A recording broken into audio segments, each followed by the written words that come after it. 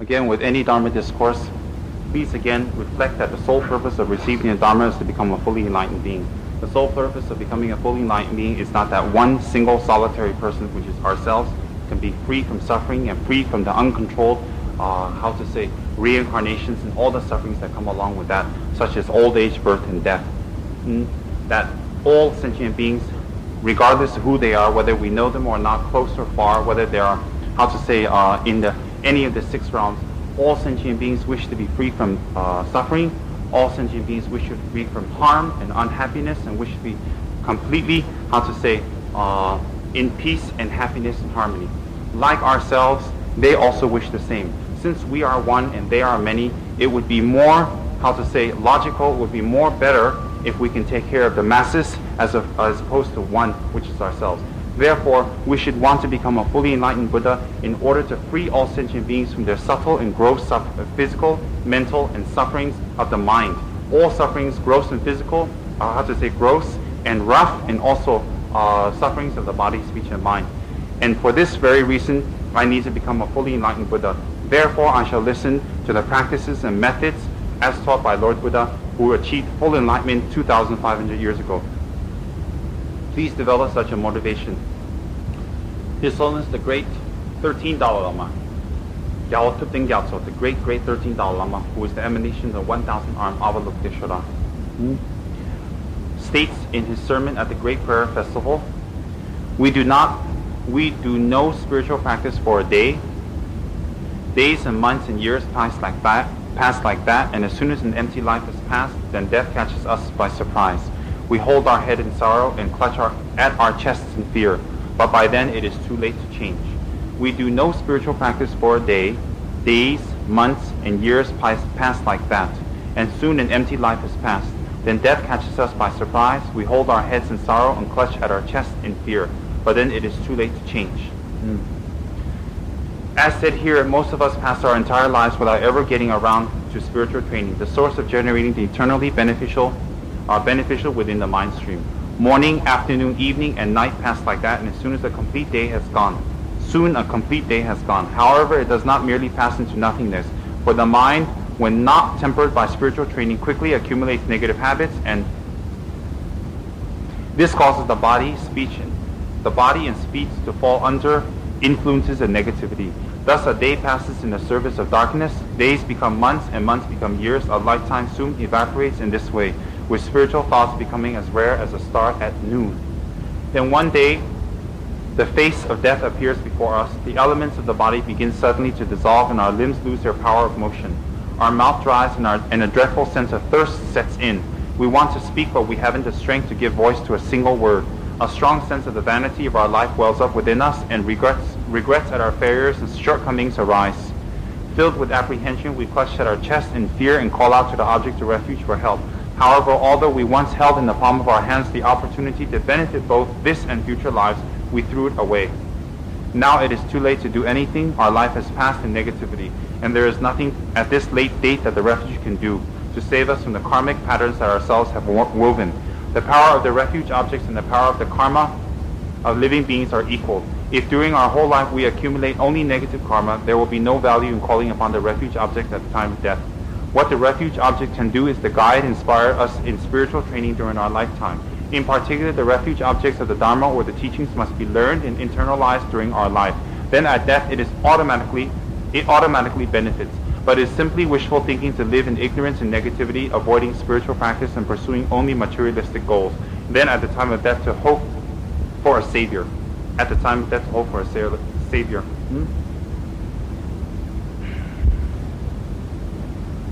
This was illustrated by the story spoken by His Holiness Galvatupten Gyatso, Mundra Chodak. He was greatly admired for his charisma and intelligence, and everyone constantly praised him. Eventually, the people of his village elected him as their chieftain. However, he only used his position of power for his own personal benefit, and as a result, his positive qualities became causes of negative karma. One day, he became very ill and realized that he was dying. At the time, he was lying on a bed in a corner of his room with the sun shining in on him. One of his admirers entered the room and seeing him lying there, jokingly said, "Everyone praises you for your intelligence, but it isn't very clever of you to sleep in the sun when you have a high fever." Mandala replied, "All my life everyone has only praised for me. Now my life is almost finished, but when I look back over the years, I can see that I have done everything with it except practice the Dharma. Now the day of my death has come before me, but when I analyze my accomplishments, I cannot find anything of any significant meaning. Everyone praises my intelligence, but am I not the greatest fool in the three worlds? Most of us are very much like Mandala, passing our lives in the sphere of meaningless activities, being deceived and misguided by flattery and materialistic allurements. With our heads thus turned in the wrong direction, very little of what we do produces anything positive and worthwhile. Therefore, we need a guru to help us to keep our mind in focus, a spiritual friend who is able to point us in the right direction, someone who can keep us on the pure path leading to the higher states of being and even to perfect enlightenment. If you have found such a spiritual friend, regard him as an emanation of the Buddhas, cultivate unfeigned confidence in him, meditate on the extraordinary kindness that the guru can perform and on the many ways in which he benefits the living beings in the world. Constantly maintain awareness of the values of the guru to one's life and respond correctly in body, speech, and mind. The disciple who pleases the guru by making the offerings of intensely practicing the teachings gains the inspiring blessings of the Buddhas of the past, present, and future." The Kadamba master Geshe Tsem Rinpoche wrote in his advice a very, very condensed version of the Guru devotion, which is excellent. "We have taken rebirth again and again from time without beginning, but have not yet achieved liberation. This indicates that we have never met with a Guru, or if we've met with one, did not recognize him, or even if we met with and recognized the Guru, we did not respond with skill. Thus we continue to wander in samsara. These days there are many qualified masters whom we can meet and recognize. Do not run to many, rather search for one qualified master with whom you have a strong connection. Then having found him, devote yourself correctly without giving thought to the worldly considerations."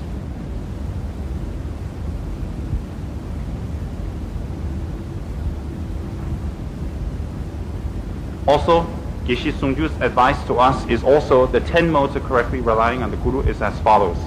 Relying by means of unattached generosity. Rely by means of stainless special attitude. Rely by means of unclouded wisdom. Rely by means of respect free from pride. Rely by means of unhesitating service. Rely informally and without stiffness. Rely patiently without short-temperedness. Rely sincerely without hypocrisy. Rely with divine pride free from the mundane vision.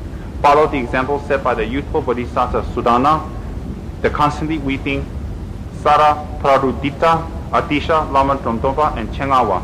Befriend the Guru and stay tirelessly with him. Then whether or not you formally study, you will automatically generate spiritual qualities like a cloth wrapped around incense. Naturally absorbs the aroma of the incense. Carefully guard your relationship with your Guru as you would guard a precious gem.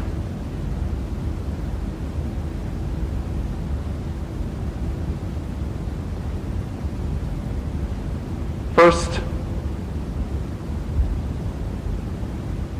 one must realize the sufferings of samsara. One must realize the sufferings of samsara are constant in subtle forms and also in gross forms. It is there constantly, whether we recognize it or not, and we are living in it constantly, we have lived in it constantly, and we'll be living in it constantly in the future. There is no end to it. At present, our situation might be a little bit pleasant, but there is no certainty, there is no surety, there is no guarantees that it will remain this way. It can become better, it can become worse.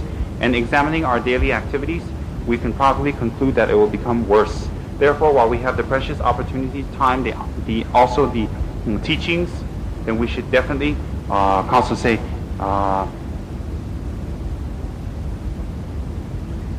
meditate on the three lower realms.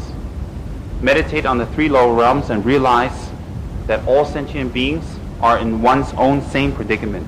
Realizing that all sentient beings are in one's own same predicament, and one has to die, realizing the impermanence of the situation and also the uncertainty of the situation of samsara and life in general, one feels great compassion and one feels great love and one feels great pity for all sentient beings who, unlike oneself, has not met across the Dharma and is not able to realize their sufferings and realize that there's a cessation and realize that there's a path, and therefore wandering blindly in samsara.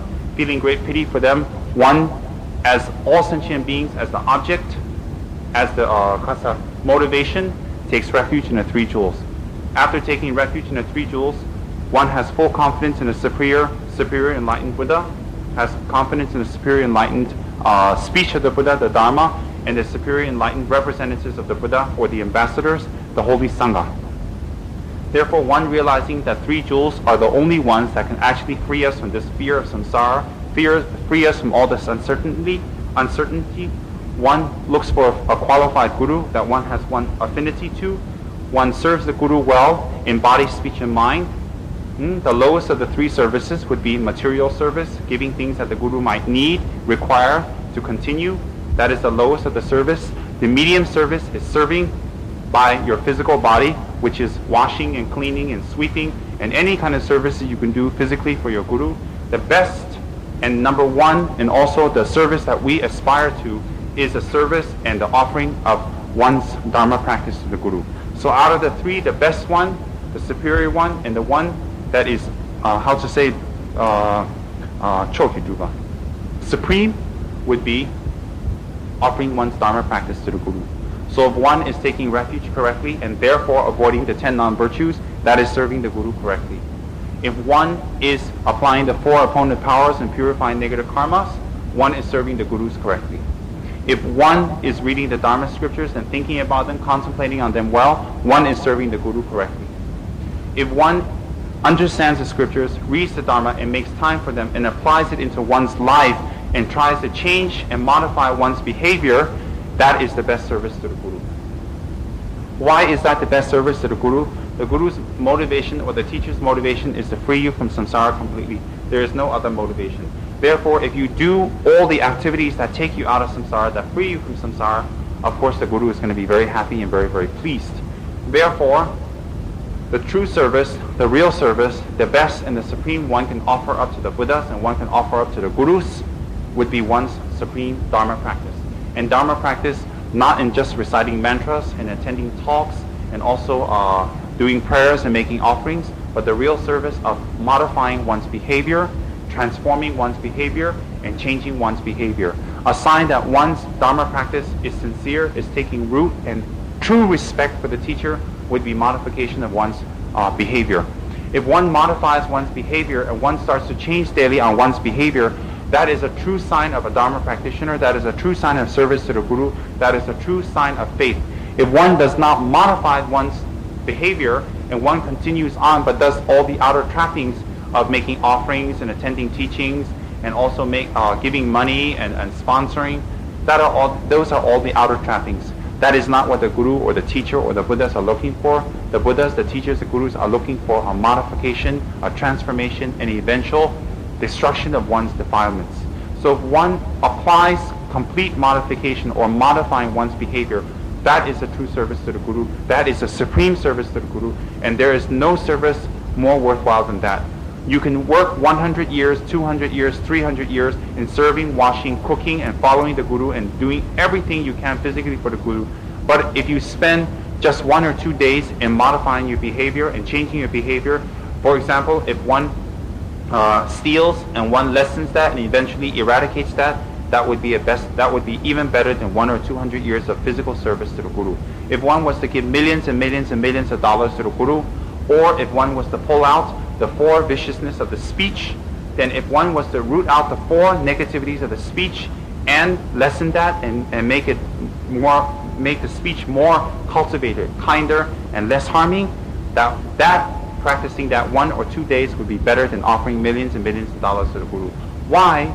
It is because on the basis of modifying one's behavior, again, in accordance with the 10 non-virtues to be avoided, if one modifies one's behavior, one will collect all the necessary karma and imprints to get all one needs in this life and all future life. Therefore, if you were to offer $1 million to Guru, compared to modifying your behavior, modifying the behavior will have greater benefits because you collect greater merits toward enlightenment.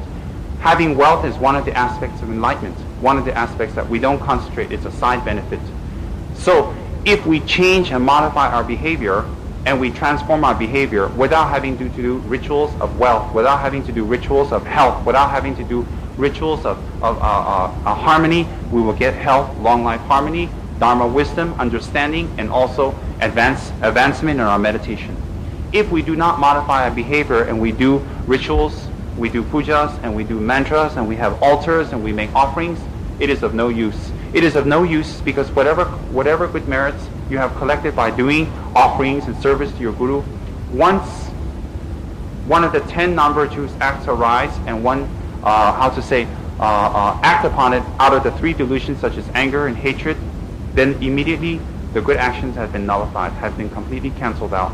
It is like giving $50 to your friend and afterwards having a big argument and then they don't like you anymore. So if you did something good to them and they needed something, you gave it to them and then they were very happy, they were very pleased with you. Right after that you have a big argument with them and you become enemies, then it nullified the act. In fact, they'll return the money and say, I don't want it, don't talk to me anymore. So if one was to do positive actions and then immediately do negative actions, you would collect merit and then nullify it, collect it and nullify it, collect it and erase it. What is the use? What is the purpose? The purpose here, what we should aim for, is to increase positive activities based on holding the avoidance of the 10 non-virtuous acts. 3 of the body, 3 of the mind, and 4 of the speech. When we start modifying that and we combine that with doing positive actions, therefore there will definitely be a change in our lives, a change in our situation, a change in the relationship with other people, with our families, with our wealth, with our jobs. In fact, happiness and peace will really come. If we find that happiness and peace in future lives are important, we should put that much importance onto it. It should reflect in our daily practices. If we do not find that it's important, then we can continue the way we're continuing now. But as always, one should be ready for the consequences. As always, one should be ready. Because as always, there will be not a punishing God or a punishing Buddha or a deity or a wrath protector that comes to slice your head off or anything like that. But the retributions or the repercussions of karma are very strong, sure, and swift. The only virtue of negative karma is that it can be purified. That is the only virtue. Otherwise, there is no virtue for collecting negative karma. I will become a fully enlightened being. I will work for the sake of the majority as opposed to one. Any logical person would pick the majority. Like that, for this reason, I will cultivate the relationship between my holy Guru and myself. If I have committed any acts that are positive and excellent in service and material or in practice towards my Guru, I will not boast, I will not talk about it, I will not show off, but I will rejoice in my mind and dedicate it that I may become a fully enlightened being. Any transgressions that I may have with my Guru, may I swallow my pride and ignorance, and may I swallow my old habits and apologize and sincerely confess and to make amends with my Guru, who is the one that shows me the Dharma teachings. And then after that, to meditate on the 3 lower realms, impermanence and death, take refuge daily, and to study the Dharma, and also do one's prayers and meditations and offerings such as Mandala, Bodhisattva, prostrations, and water offerings. That would be very, very beneficial. If we can combine that practice together with our work, with our family life, then our life is very fulfilled, our life is very balanced, our life is very, no gaps left. So therefore, we should take some time out from our social life. We should take some time out from our idle life. We should take some time out from our free time and take some time out and make the time to put some effort toward modifying our behavior, doing offerings and prayers and mandalas and vajrasattvas, and also serving our teachers by practice to the best of our abilities. And also, most important, to modify our behaviors, to transform our behaviors, to transform the actions of our body, speech, and mind, based on, again, the avoidance of the 10 non-virtuous acts. And that would make our life very, very fulfilled, very, very easy. How we would like to do that, what way we'd like to do that, that is our choice. If we'd like to do that through the Nyingma tradition, the Kagyu tradition, the Sakya tradition, the Gelugpa tradition, the Theravadan tradition, the Hinayana tradition, the Mahayana tradition, Tantrayana tradition, it doesn't make one difference. It doesn't make one, right or wrong. It is all correct. It is all perfect. But remember, the essence of all Dharma practice, whatever labels and names we may put on it, is the modification of one's behavior, the transformation of one's negative states, the transformation of one's delusion into positive states on a daily basis, adding up to weeks, adding up to months, and when we look back over the years, we have become a better, improved, and much more positive person. If we do this, definitely we are a Dharma practitioner. Definitely we are a religious person without having to change the outside appearance. inside we become a very excellent, wonderful, religious person that is balanced, that has a purpose in life, that will be peaceful, that will be happy, that will be able to deal with the problems that arises daily, because the nature of samsara is problems. The nature of existence is problems. The very fact that we have this body of skin and flesh and bones will create problems. So the very nature of existence is problems. Therefore, if the very existence or the very nature of existence is problems, when problems arise, why should we be surprised? We should take it with a pinch of salt. We should take it and realize that since samsara's nature is unhappiness, is suffering, when there is any happiness and suffering, when there is any happiness and peace, we should be surprised. When there is suffering and unhappiness and disharmony, we should not be surprised.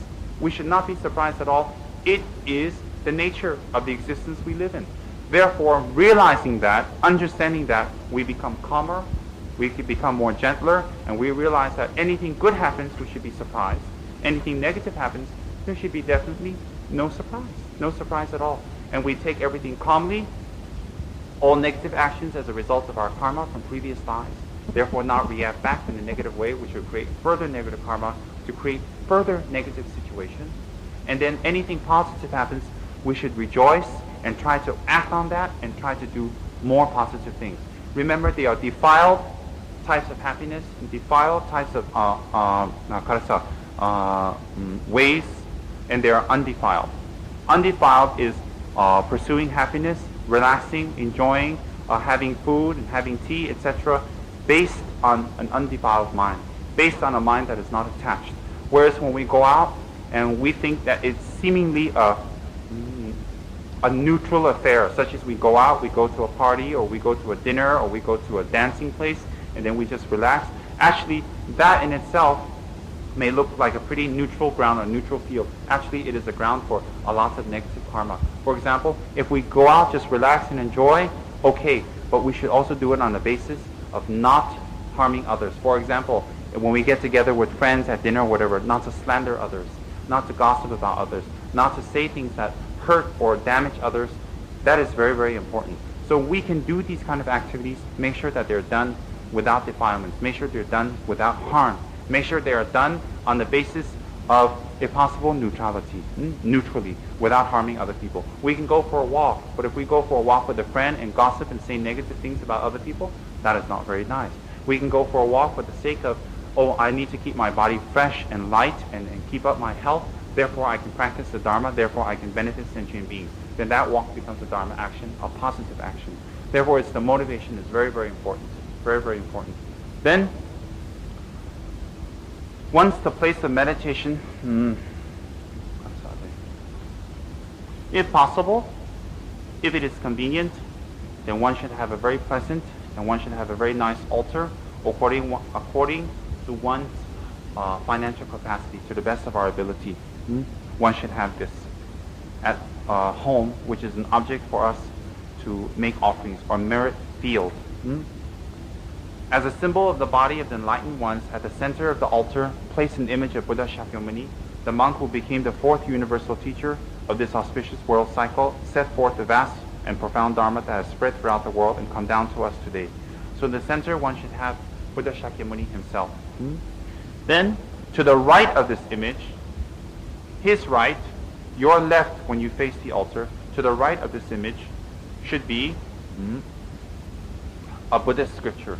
Any Buddhist scripture in any language, in any size that you like, to symbolize the enlightened speech of the Buddha. And to his left, one should place a stupa or a choten. One should place a stupa or a choten, which is any tradition that you like. It is here. One should place a stupa or a choten, which represents the enlightened mind of the Holy Buddha, the enlightened mind. And inside the stupa, if there's a place to fill it, it should be filled like this one. It should not be empty. The ones you get in Malaysia, I think most of it is not so hollow. You have a little place you open up inside, there's a little bowl that you can put things. In that, you should put precious substances of your personal guru, your precious teachers, or if you don't have any specific teachers or anything, then you can get precious items such as a cloth from a robe or hair or something from a high monk or a high guru or a high teacher to put in there to symbolize the mind of the Buddha, the holy mind of the Buddha, which is actually your guru, should be placed on the altar. This stupa, or this pagoda in Chinese, or choten, we say in Tibetan, choten, stupa, can be any tradition. It could be a Tibetan tradition, it could be a Thai tradition, it could be a Burmese tradition. No difference. Don't think, oh, we have to get the Tibetan tradition. No, a stupa is a stupa. Any tradition that you like, as long as there's a stupa there. These are the basic items you should have on your altar. And in front of that, if it is possible, in front of the Buddha, one should have a holy photo or an image or a representation of one's guru, one's root teacher or teachers. One should have there, like here. Then, along with that, you can have any, in addition to the Buddha image, one may place images of the various Bodhisattvas such as Maitreya, such as Manjushri, Tsongkhapa, gurus of the lineage, Tara, Medicine Buddha, Zambala, any other deities you can put together, so long as they are wisdom deities or enlightened beings, not worldly protectors, so long as they're not worldly protectors. If you have worldly protectors such as ancestral tablets or such as house gods or local gods, you can have those. No one says that you cannot. You can have those, but they should be, if possible, separate from your Buddhist altar, because their level of realization and the Buddha's level of realization is quite different. Out of deep respect for the level of Buddha's realization, one should have it separately if convenient at all. If it is not convenient, then one can place that on the bottom of the altar, or one can place it to the side of the altar, where you can put Buddha perhaps on the left, a little bit raised, on a raised dais, and to the right, then the ancestor tablets, whatever. Best to put separately. If not possible, then you do it like so. So one should have the basics, the Buddha image in the center, Buddha Shakyamuni. As I mentioned 2 days ago, any material, any substance, any size. Of course, the better the material, the better for your merits, according to your financial capacity. And the bigger the size, the nicer also. And also to offer gold on its face, to offer gold on its body, to offer jewelry onto it would be very auspicious. Very, very auspicious for creating wealth, spiritual wealth, creating destruction of miserliness, and creating spiritual realizations, seeds for that. And also, so to the center is Buddha. To the right of this image, to the right would be the Buddhist scripture. To the left would be the stupa. So please keep that in mind. In addition to that, any other deities. You can have any other deities with that. You can have Kuan Yin, whatnot, because Kuan Yin and Buddha actually are the same mental continuum, Buddhas. So no difference. Amitabha, any other Buddhas you can put, the more the better. And you do not have to put a separate offering for each. You do not. You can have one joss stick or incense holder for all of them, because as I said yesterday, the Buddhas are not going to punch each other and fight with each other and pull each other's hair out, fighting for offerings, water and incense and flowers, and complain to each other. They are much more higher than that. So one should put out beautiful sets of offerings, which we'll learn today. In front, one set. Now, if you have a ancestral tablet, or you have offerings to the local deities or the house deities, then those offerings should definitely be separate. They should be, you cannot share the same joss stick offering and all that with the Buddhas and them, because the level is quite different. So, those should be definitely separate. And then you can move the statues anytime. You can clean the statues anytime. Make 3 prostrations, as I taught yesterday. And with respect and clean hands, one can move the images, dust it well, and put it back. For any reason, during your cleaning, if the glass breaks or the image breaks or something gets chipped, no worries, no superstitions. The Buddha cannot be broken, the Buddha cannot be damaged. If it's done by accident, how can there be any negative repercussions? There is no danger to that, and there is no fear to that. So one can move it back and forth, and one should clean it. If possible, to put a nice clean glass case over the Buddha images so that dust doesn't collect and make them black and very dirty. That's not very good either. It's a sort of neglect, actually. And if one is not able to have an altar for any reason or of such, it doesn't matter. One can visualize the Buddha, the Dharma, and the Sangha. One can visualize it well. It doesn't mean that you are not a Buddhist. It doesn't mean you are not good. For any reason, you cannot make offerings. That is fine. Don't worry about that. The offerings can be mental, as we learned in Guru Tsongkhapa's inner offering. When you visualize them in your heart, and all pleasant things and all beautiful things around you that are perceived are offered to Rinpoche. However, it is said that one's altar should be built in accordance with one's means. This contributes to a more powerful spiritual energy and the accumulation of merit and wisdom. If one is of humble means, a simple rock or a mound of grain will do. One simply imagines that the substances symbolize the enlightened beings. The importance is the mental attitude. There was once a great Tibetan master, a great Tibetan yogi, by the name of Je Kumbampa. He had renounced all worldly possessions, everything. His altar had only a stone to represent the Buddha and some clay bowls that he had made himself that he used in order to offer water. But his motivation was pure, and thus the merit of his altar and offering was great. The important thing is attitude and contemplation, not the physical objects that are used.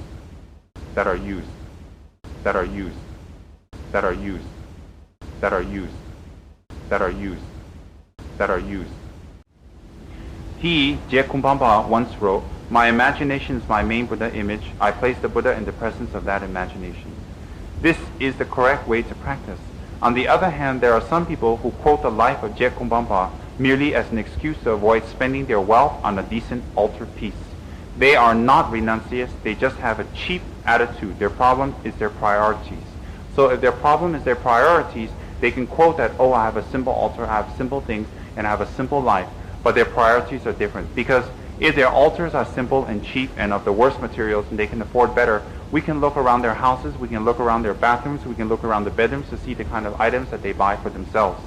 So if we are able to get a better altar, get better images, and make these, we should, of course, according to situation and convenience. If we cannot, then, of course, whatever we can afford, that's the best. Whatever we can do, that's the best. If we can and we get cheap ones, it shows that where our priorities are, and it shows our lack of dedication, lack of confidence, and lack of knowing the worth of the Buddha, the Dharma, and the Sangha. So we should not use this quote or this example for ourselves. A beautiful altar is not merely a household decoration. It is an energy field meant to encourage mindfulness of the Dharma and the spiritual path. A beautiful altar is not merely a household decoration. It is an energy field meant to encourage mindfulness of the Dharma and the spiritual path.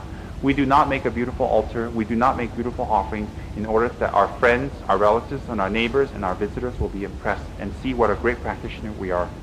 If we do that, then the whole purpose of having an altar, the whole purpose of making offerings has become another vehicle to have more delusions, to increase our delusions and attachments. We should have that altar as a merit field, encouraging us to be mindful of the Dharma and Dharma practice. And the more beautiful it is, shows our devotion to the three jewels. It should not be an object of possession. It is not your possession. You cannot possess the Buddha.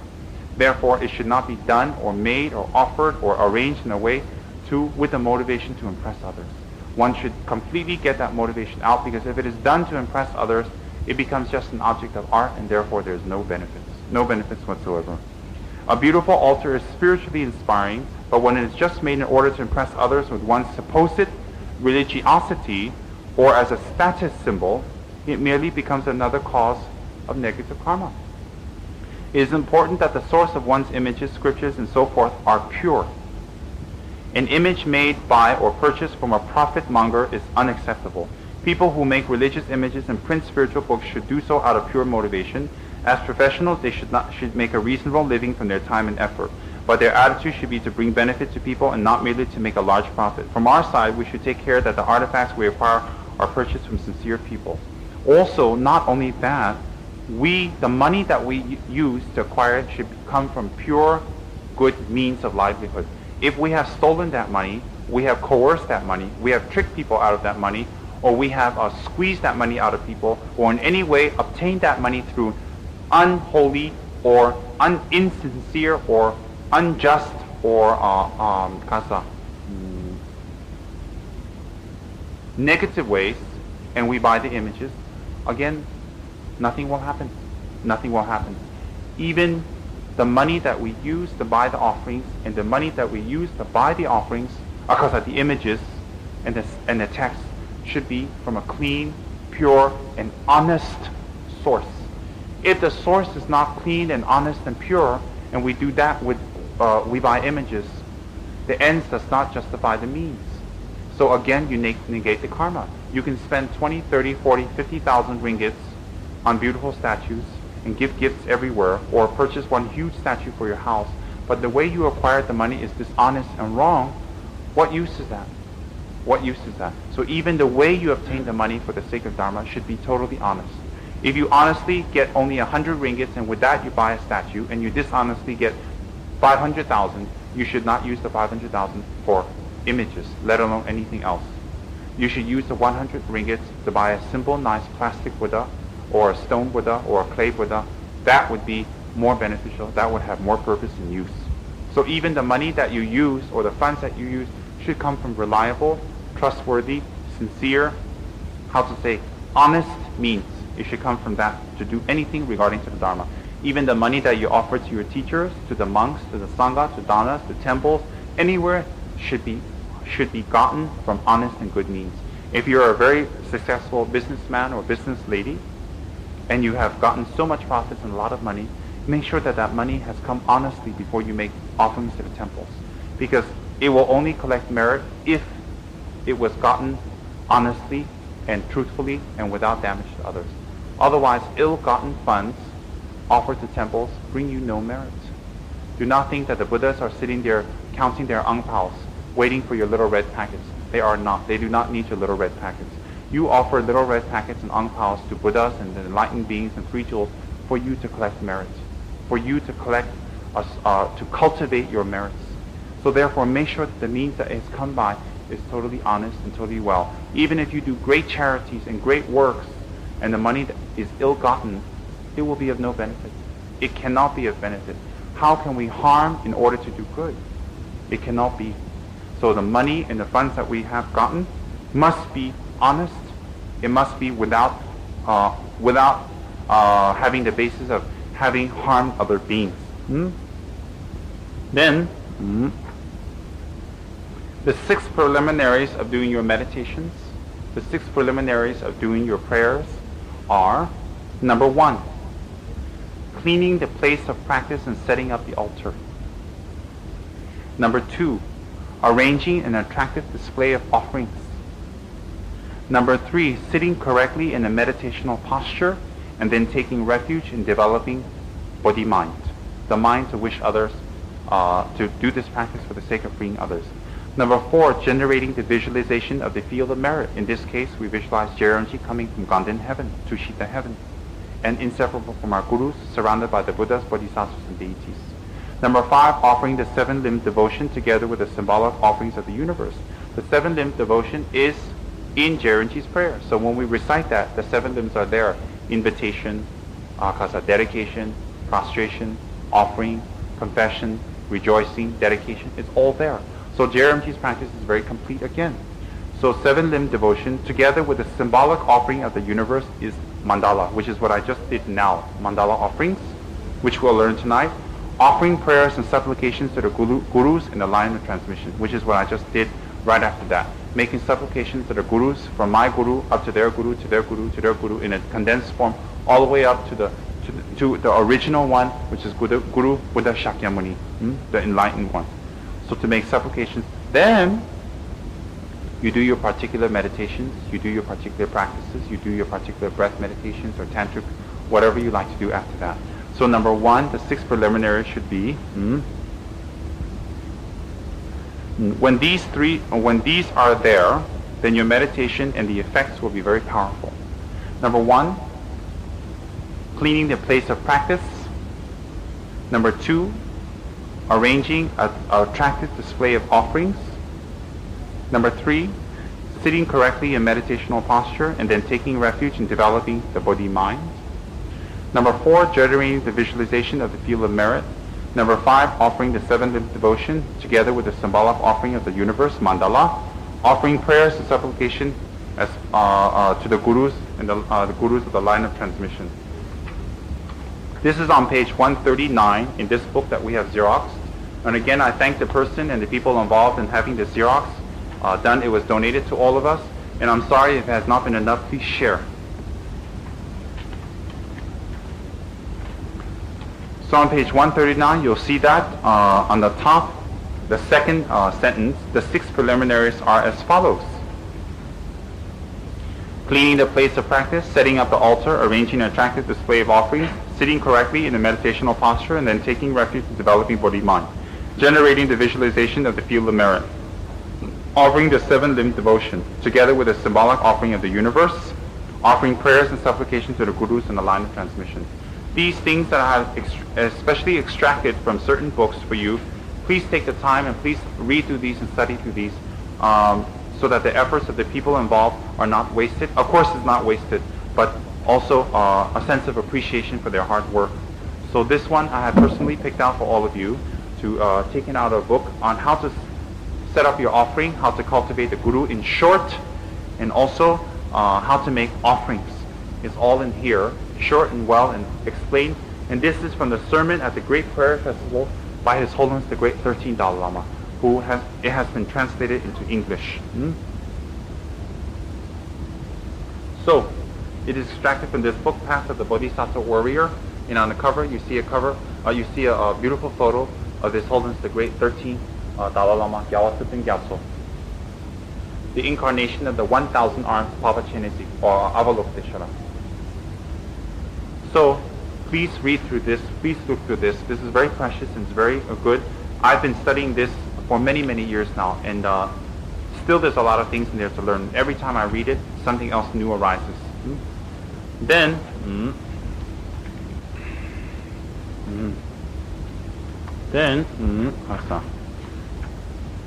let's look here on page 156, which is in your Xerox copies.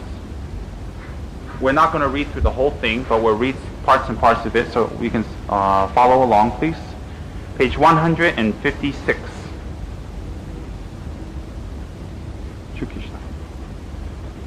156, after the two stanzas here.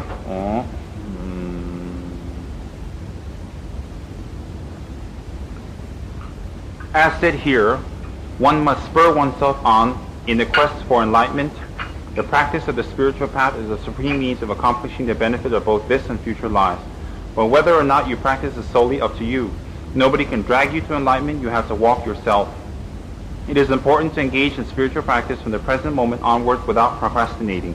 You must teach yourself to appreciate and maintain the attitude which realizes that now is the time for practice. Do not waste a moment.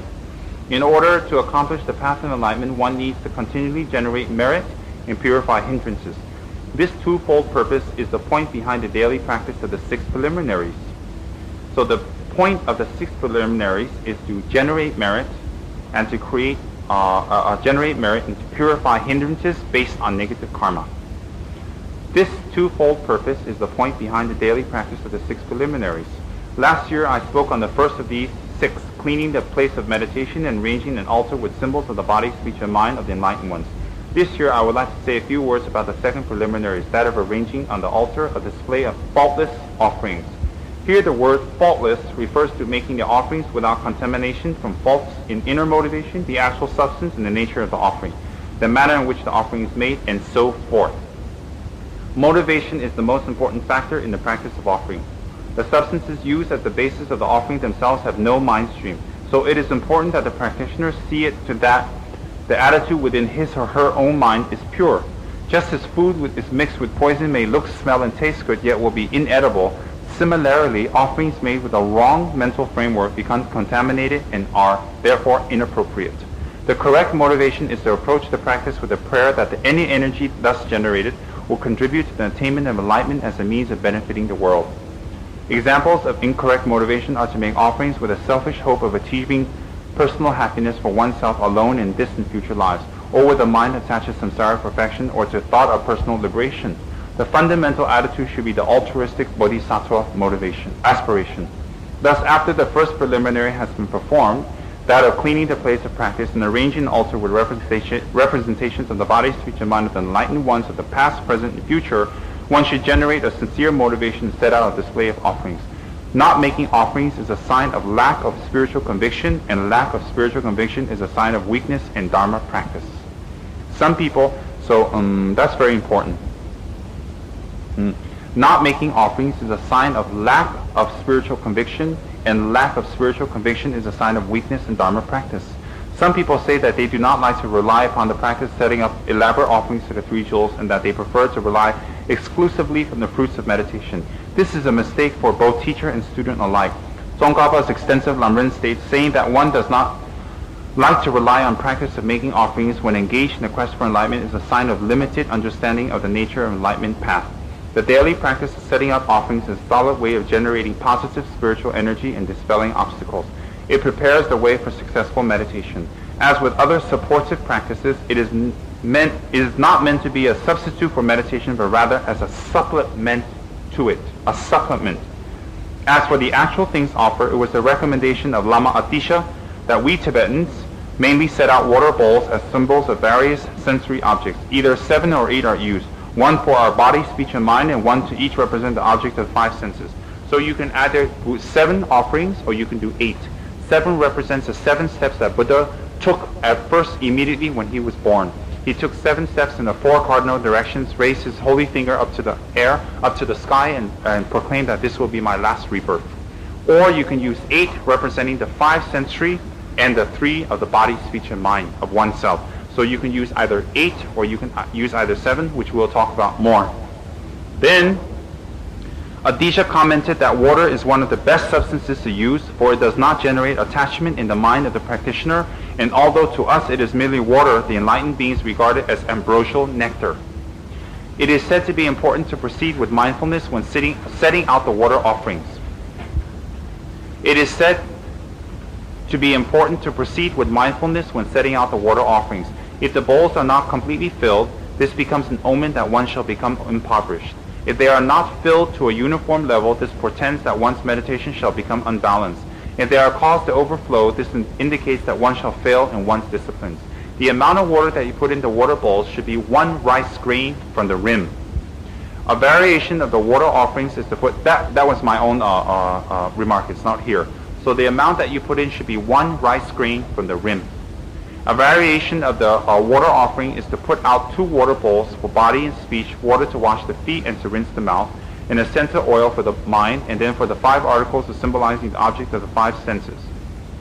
The water bowls are substituted with things related to the individual senses, such as flowers for the object of touch, incense for the object of smell, a butter lamp for the object of sight, food for the object of taste, and conch shell for the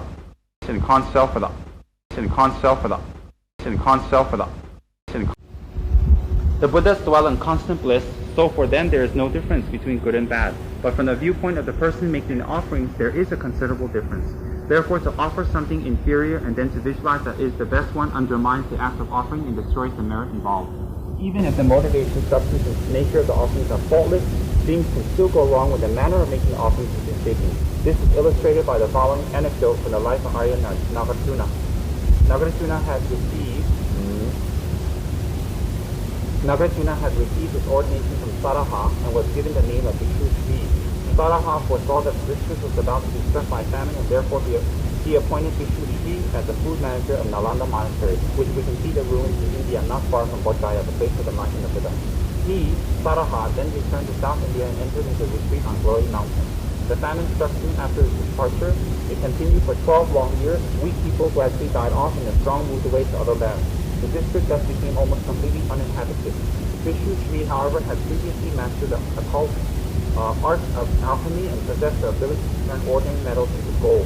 Therefore, he put his art to use and transformed several pieces of iron into copper and into gold. He then used his gold to buy grain and other foodstuffs from the nearby areas not affected by the famine.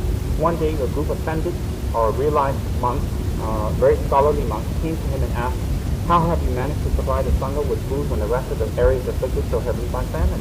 Bhikshu Shri answered them truthfully. The pandits rebuked him. "You have manufactured gold without asking or informing the Sangha. Indeed, you have caused the monks to live by means of wrong livelihood." They then expelled him from the monastery and ordered him as a penance to build 1,000,000 temples and stupas. Thus, even though his motivation was pure and his aim only to bring comfort and well-being to the Sangha, the manner of making the offerings was in contradiction to the rule of monastic discipline. For monks are not allowed to indulge in exotic and diverse activities such as alchemy when residing in the monastery. Thus, the manner of making the offering was inappropriate. Therefore, what it's saying is, even if our motivation is good, even if our offering is excellent, the means by what we attain, the means by how we attain the actual offering should also be pure, also clean, which I stressed earlier.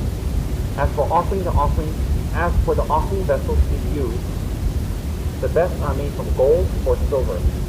Medium quality vessels are made from brass or copper. The simplest are made from clay or wood. The quality of the vessels does not matter, although it is said to be important to use the best that one can afford. Whether or not the offering is small or large is of little concern, so long as the mind of the practitioner is not dominated by worldly considerations. The smallest offerings made with the purest heart surpasses a large offering made in purity. The practice of making daily offerings generates the merit that causes material prosperity to increase.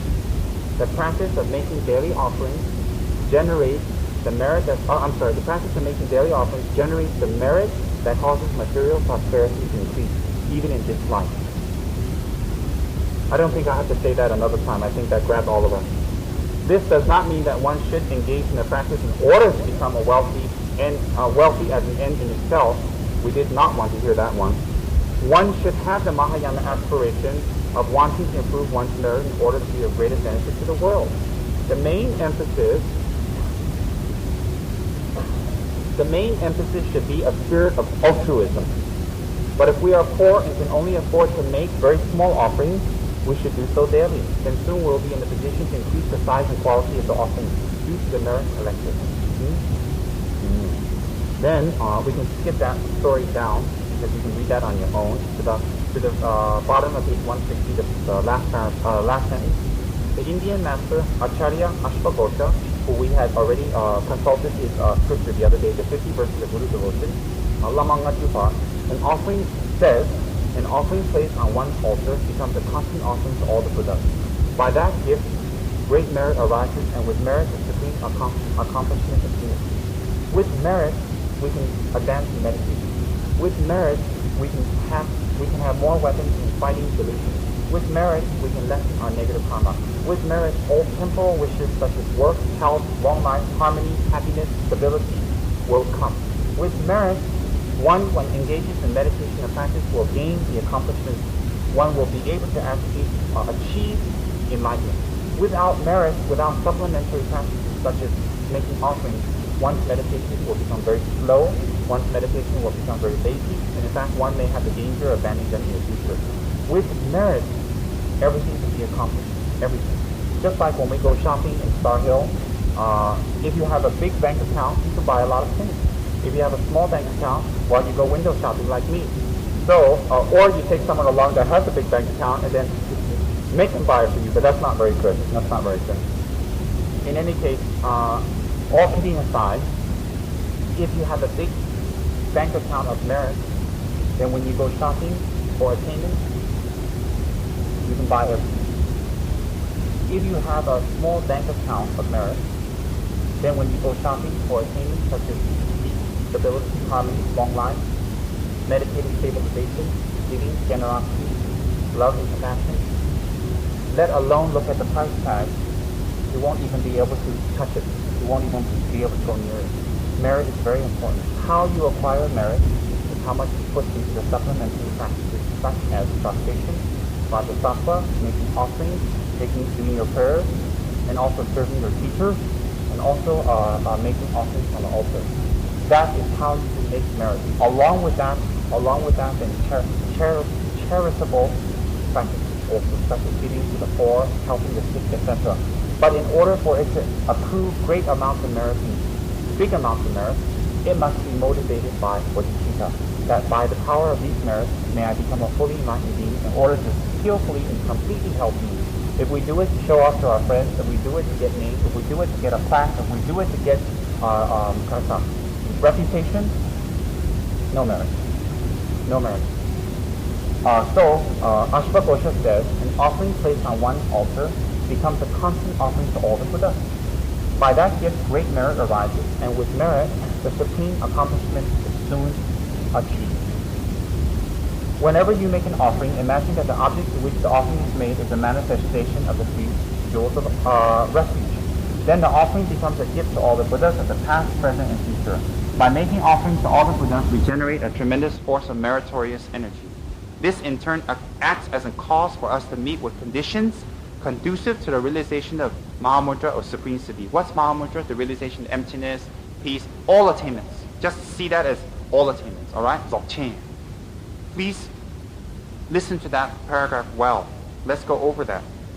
Then the offerings, whenever you make an offering, imagine that the object to which the offering is made is a manifestation of the three jewels of refuge. Then the offering becomes a gift to all the Buddhas of the past, present, and future. By making offerings to all the Buddhas of the past, present, and future, by making offerings to all the Buddhas, we generate a tremendous force of meritorious energy. By making offerings to all the Buddhas, we generate a tremendous force of meritorious energy. This, in turn, acts as a cause for us to meet with conditions conducive. This, in turn, acts as a cause for us to meet with conditions conducive to the realization of Mahamudra, or supreme enlightenment. It creates the condition, it acts as a cause for us to meet with conducive conditions.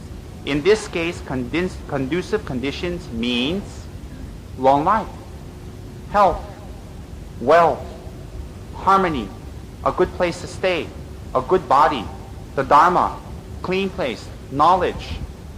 All these items that we wish for in our life without having to dedicate toward, without thinking of, if we make offerings, will act as a cause automatically for us to meet the conducive conditions to practice the Dharma. So therefore, when you make offerings with a proper motivation, which is to become a fully enlightened being, it will automatically, by the power of the three jewels and your motivation combined, it will automatically create conditions conducive to your Dharma practice and realizations. Automatically. Therefore, when you make offerings, you should not make with the motivation of showing off, to get money, to get health, to get wealth. In your future life, you may be beautiful, be born as a queen, be born as a superstar, to be born as Naomi Campbell. You don't have to make motivations for that.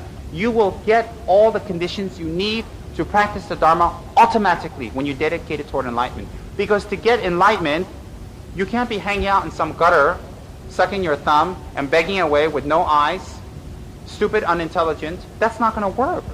You definitely need a good body in this life and future lives. You definitely need a good place, a central area, Dharma, teachers, food, clothes, money, Mercedes. You need all of that. I need that. In any case, you will get that automatically if you make offerings of the best and purest substances with the best and purest motivation from the means that you have made the offerings also pure. So the source pure, the offerings pure, the motivation pure, it will generate that kind of energy. Making offerings is extremely important.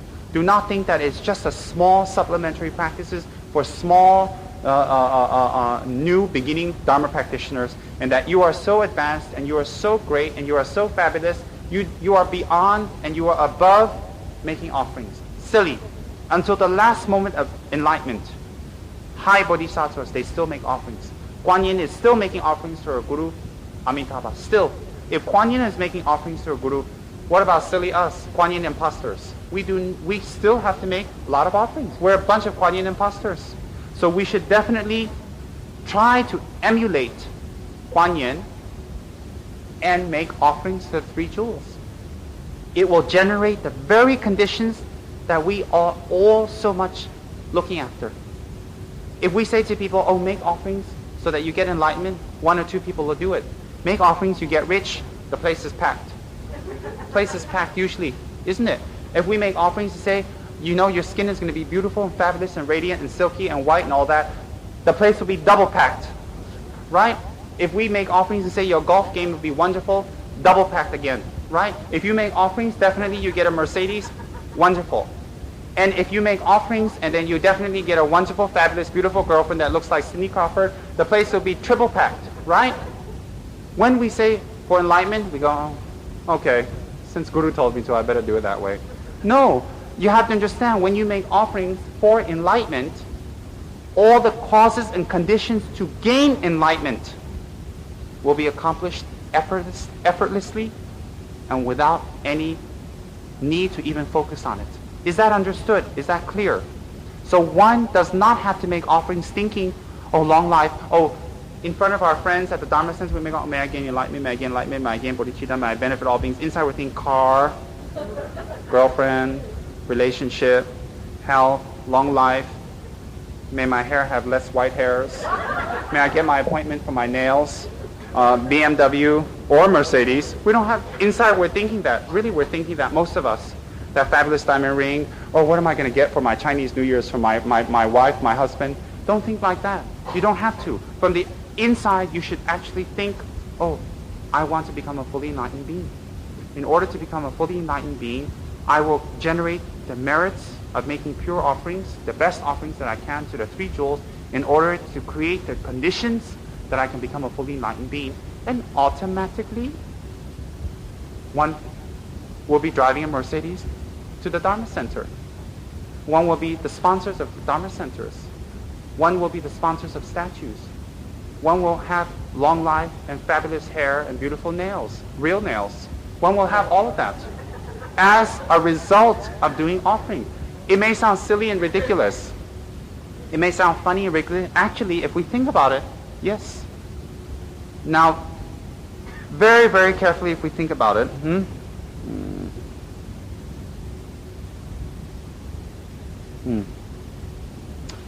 Whenever you make an offering, imagine that the objects which the offering is made is a manifestation of the three jewels of refuge. Then the offering becomes a gift to all the Buddhas of the past, present, and future. By making offerings to all the Buddhas, we generate a tremendous force of meritorious energy. This in turn acts as a cause for us to meet with conditions. That's important. By making offerings to all the Buddhas, we generate a tremendous force of meritorious energy. This in turn acts as a cause for us to meet with conditions conducive to the realization of Mahamudra or Supreme Siddhi. What is Mahamudra or Supreme Siddhi? Enlightenment.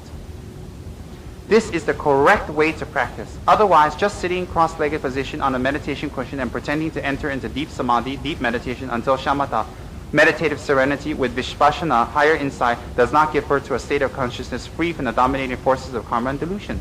It is just a big Chinese opera. Unless our spiritual conviction is deeply rooted and our meritorious energy made strong, there will be little spiritual progress. A fruit tree requires a firm root if it is to grow and produce well. When the root is healthy and free from the defects, the branch and leaves will grow without any difficulties. Then, when there are healthy branches, the trees will naturally produce healthy fruit. And what is that healthy root? The Bodhisattva motivation. Bodhisattva is the being who has bodhicitta. So one should familiarize oneself with these Buddhist terms, and they are Sanskrit. They are not Tibetan. That is a language spoken by our holy enlightened Buddha. Bodhisattva, or you say in Chinese, Posa, isn't it? Posa is I think that's it. Bodhisattva. So Bodhisattva, we say in Tibetan, is Jiangchu Sempa. Jiangchu Sempa, one who has bodhicitta. Bodhisattva is one who has bodhicitta. Bodhicitta is the state of mind that wishes to free all other beings from suffering, illusion, and delusion, and to take them to full enlightenment. Having that type of mind, we are a bodhisattva. Generating that type of mind artificially and trying to gain it, we are a bodhisattva in training. We may think that that mind is great and that mind is wonderful and fabulous. It is great, it is wonderful and fabulous. Just to think about having a bodhisattva mind and wishing to have it, to have a bodhicitta mind, to have bodhicitta, just to wish for it and act upon it and do something about it, create great waves of merit before you even actually achieve it. Wishing for it will actually, and praying and acting upon it, one will actually achieve it. So even thinking about bodhicitta, wishing for it, hearing about it, knowing about it is a supreme medicine for all our ills of the mind. Therefore, when one even hears about it, knows about it, and acts upon it, it is great merits. So one day when we act upon it, when we strive toward it, and we keep working toward it, definitely we'll become a real bodhisattva with a real bodhicitta. At this stage, it's artificial. But then, everything we do in the beginning is artificial, even in ordinary walks of life. Everything's artificial. When we want to become a singer, we pretend we're a singer, we visualize we're a singer, we look in the mirror, we hold on to some object or a statue and pretend it's a microphone and think about it, and think about our hair waving back and forth, the lights, the audience, people clapping, and we're in our own little reverie. Eventually, when we practice, we keep doing, we can become a singer.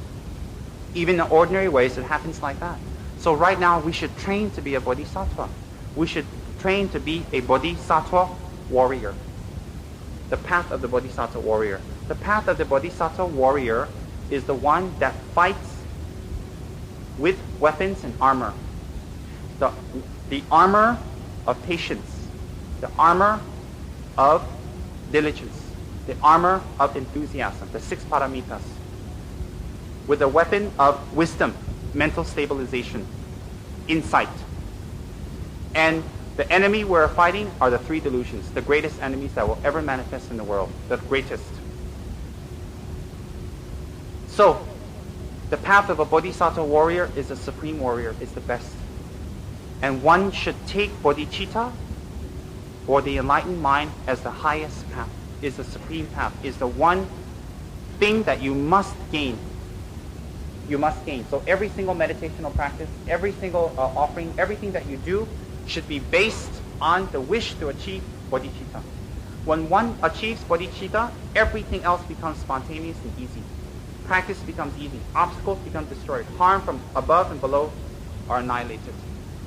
It is by the power of bodhicitta that at the final moment of enlightenment, when Buddha, when the Maras, when the demons and spirits, inner and outer, manifested in front of Buddha in the form of armies, spirits, beautiful women to seduce him, all of that when it manifested in front of him, Buddha could meditate on compassion and love immediately, and the vicious weapons that were thrown, and the darts, the fiery weapons and spears that were thrown at him, turned into flowers immediately and cascaded him, because he has achieved bodhicitta.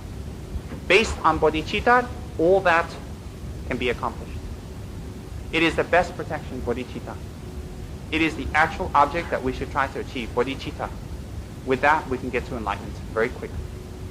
A one that has bodhicitta or trained in bodhicitta will be loved by others, will be cared for by others, will be considered by others. When one has bodhicitta, one thinks about others, and one trains about thinking about others and helping others and assisting others. Therefore, without having to ask for it, others will help us spontaneously.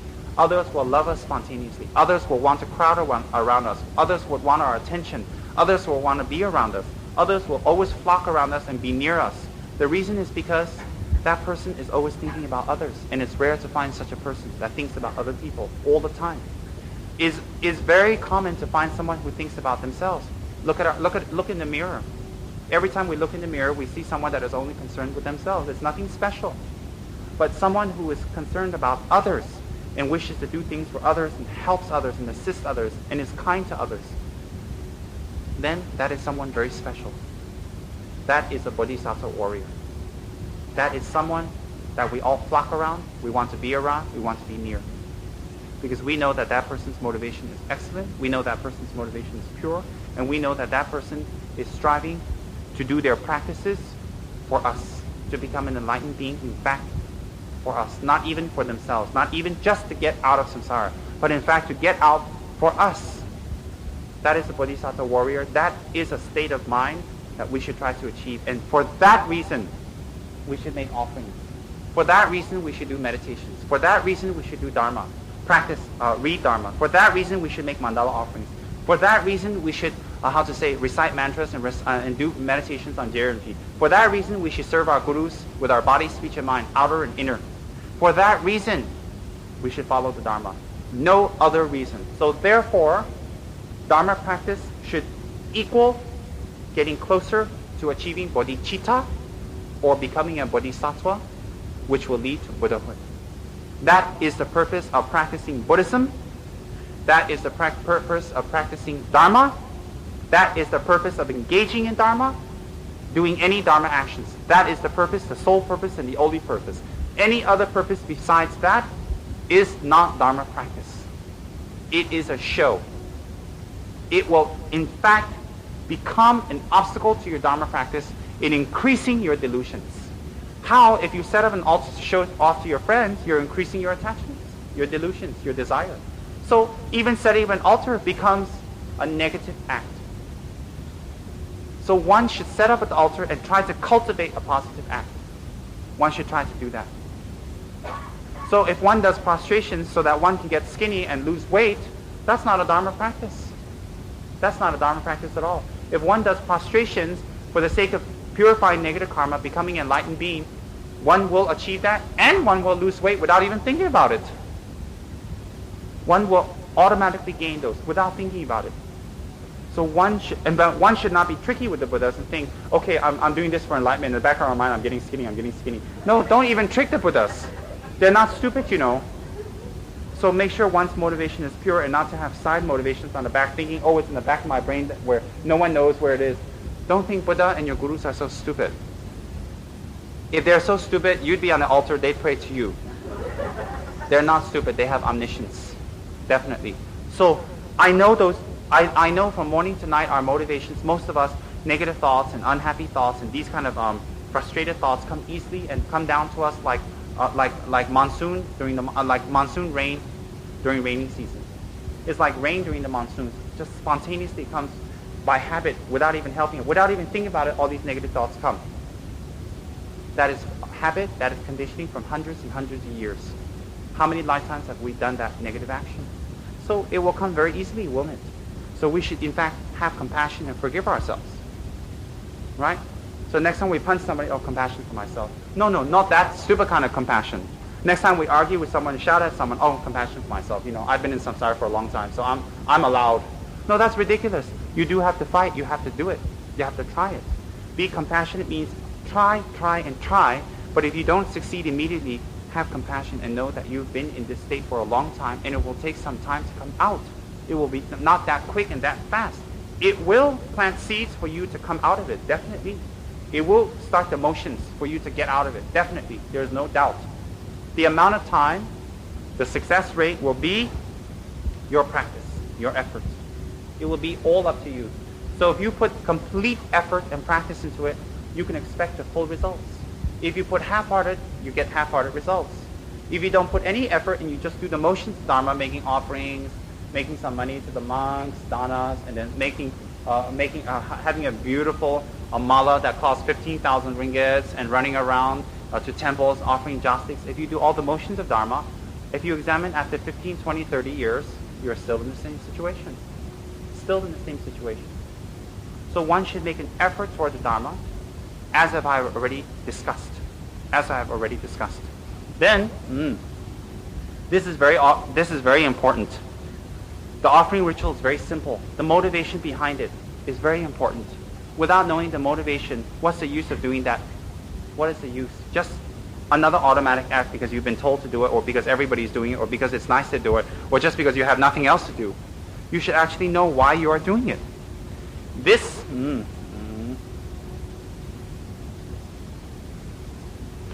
the same way, in order for our practices to carry us to enlightenment, it is important that we maintain the correct order and structure. Each meditation session should be initiated with the 6 preliminaries, which we have discussed already, then follow the main body of the session. Finally, we should conclude with dedication of meritorious energy. Always dedicate your energy. Always dedicate the merits toward enlightenment. Why? Although you make a good motivation, although you make a fabulous motivation, and the act is fabulous and wonderful, motivated by a good motivation, but if you don't dedicate it and you just leave it like that, it is like leaving a drop of water out in the hot sun. Why? Because usually we are motivated by desire and anger and hatred. So the next time we become angry and we shout and we yell and we show harm to other people, that anger will be the very basis of burning up our merits. So any good merits that we do, we must control our angers and we must dedicate it. If we do not control the angers, then the acts that we have produced, the good things we have done, have been burned up and has been no effort at all. That is not a joke. Anger is the most destructive force toward our spiritual enlightenment and our spiritual merits. Spiritual merit. As I have already told you, I have a very hot temper, not based on hate, but I have a hot temper, and my teachers have told me many times, you're back to square one. And I go, oh. And when you think about that, it's true.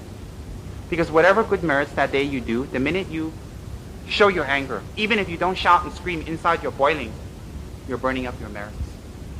So what's the use of doing religious acts or want to do religious acts motivated or followed or preceded by anger?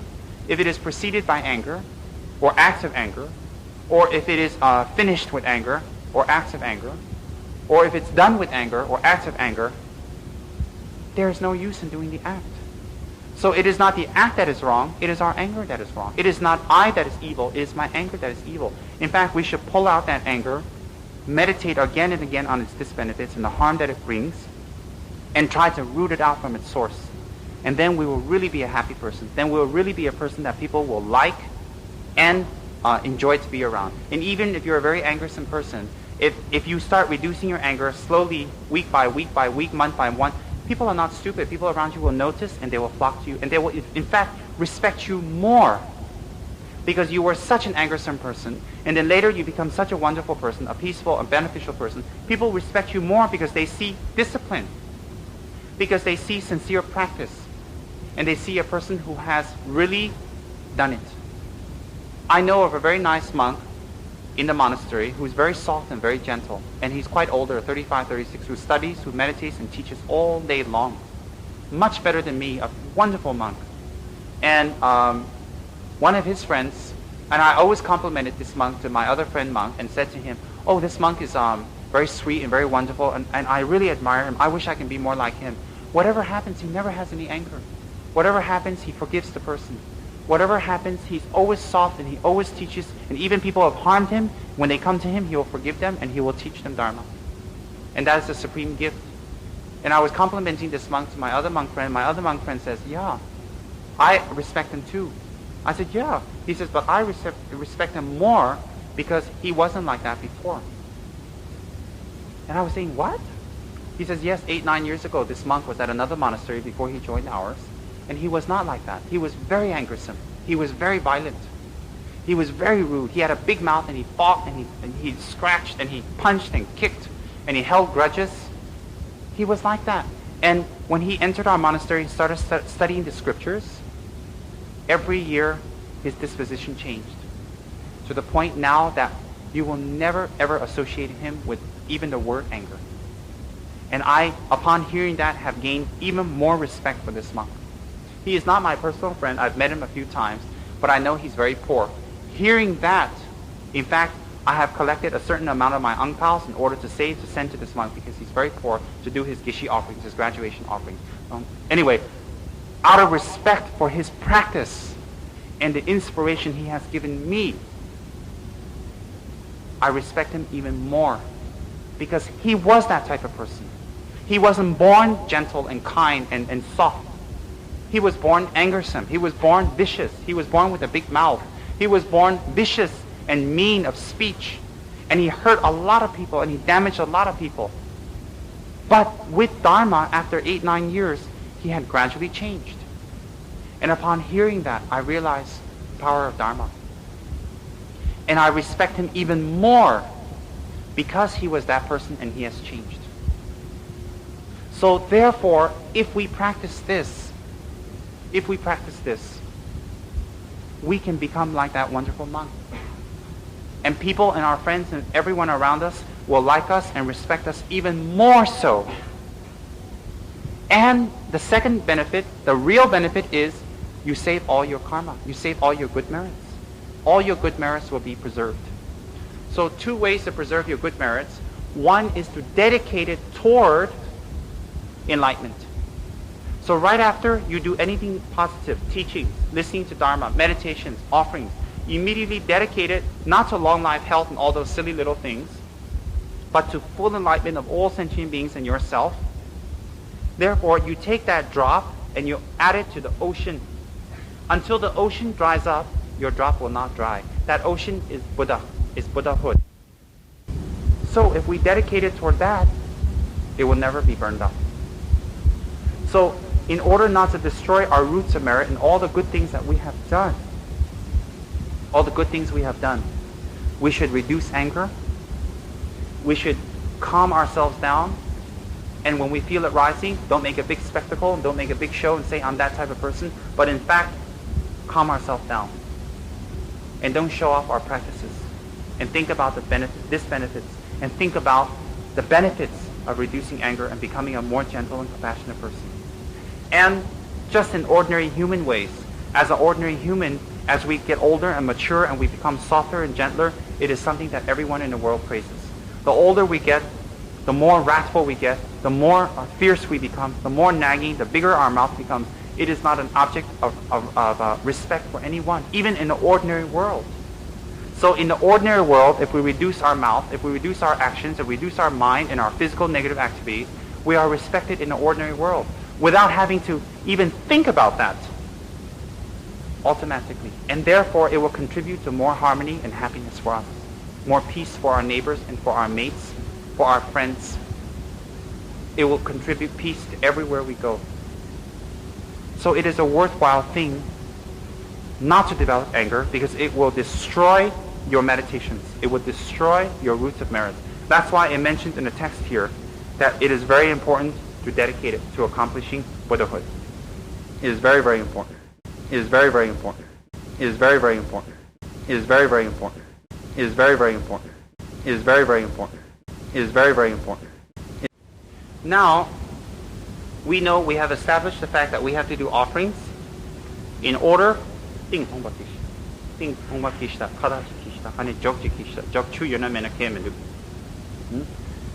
we know that we have to do offerings and preliminary practices like that in order to collect merit. In order to collect merit. We know that we are collecting merit in order to build up our store of merit in order to become a fully enlightened being. That is the motivation. That is the motivation. Alright? So, the things that we use for offerings should be completely pure, should be completely clean, and again, not ill-gotten. It should be faultless. In this case, faultless means it has been acquired by virtuous and honest means. So if we go shoplifting for a jug, oh, it's for the Dharma, I'm Robin Hood. It doesn't work that way. No Robin Hood in Buddhism, sorry. So, the items that we use should be specifically bought for the Buddhas. As beautiful, as expensive, as ornate as possible, according to our financial means. Someone who is not higher in a financial bracket and buys a simple plastic jug for $3, well, I don't know, from Giant, alright, will be the same as someone who goes to China and buys a 5,000-year-old, 2,000-year-old, 3,000-year-old Ming beautiful porcelain vase and offers that with sincerity. It will be the same. But a rich person or a person in a higher financial bracket going to Giant and buying a simple little plastic thing will not collect the merits. You're having empty bowls? You have empty bowls? Yeah. Oh, there, inside. There.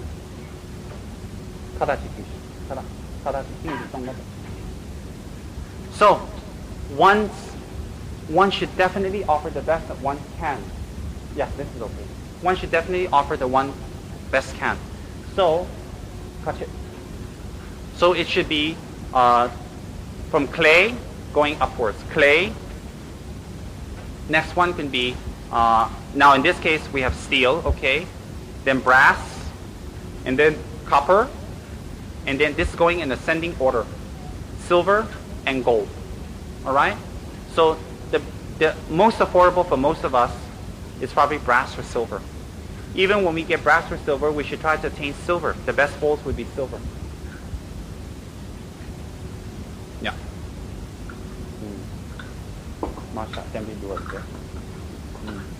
So, the bowls, make it as big as possible and make it as beautiful as possible. And according to your altar.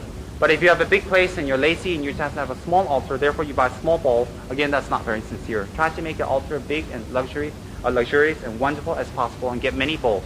Don't think one set of bowls is enough. Try to have more. Try to have bigger ones, as many as you can. In whether sets of 7 or 8, as I described earlier. Then, the bowls should be kept very clean. Very, very well. And you can put them in silver dip, brass dip, or whatever, brasso or whatever, and clean them well. Isn't it? So, then, you should have a cleaning, I'm just using this as an example. You don't have to all go and get this one. Have a nice cleaning cloth. Make sure the cleaning cloth is not used to wipe your sweat, blow your nose, clean the floor, things like that. It should be used only for the Dharma. It should be only used for the deities. Of course, you can wash it and dry it out, but dry it out separately. You shouldn't wash even the cloth you wipe the altar with your underwears and socks and things like that, underclothes, I mean, that's very practical, isn't it? So this should even be washed separately by hand. And then for once, get your glorious, beautiful, fashionable nails a little wet and even chipped for the sake of Dharma, no problem. All right? So, and then the husbands do not say, oh, I've had a long day, the wife does it. If the wife does it, you won't get the merits. If the wife eats, you won't be full. So don't make the wife do it on the pretense and excuse that you've been working all day. You want to get enlightenment, you work for it. She cannot do all the stuff and you get the merits and she sits in the corner stupid. That's not going to work that way. You do it. You act toward it. All right? And for the modern woman, you don't make your husband do it. Right? So, and I think most of us are modern women here. Well, not me, but most of the women here. So this, you have a separate cloth, nice and clean. All right? You can go to Jaya Jusko, which I visit every week, and buy one of these nice cloths in the kitchen department, towel department. Oh, what a beautiful towel department. And keep it separate and well. One for cleaning the altar. Again, when you clean the altar, then you clean the cloth. That's not nice. Things you wipe the table with and you wipe the pots and pans should be separate. Have separate cloths. Have separate bowls. And the bowls and items of object of offering should never be left open and empty like that in front of the altar. It is very inauspicious. If you leave it empty in front of the altar, it's a sign of a collecting impoverishment or poverty in the future. It should always be down, and if possible, if you have a separate cabinet, keep it in a separate cabinet when it is not in use. So it should be completely separate, right? And one should make the best offerings one can. For example, these are silver bowls that was given to me by a friend, and I make offerings for him every single day.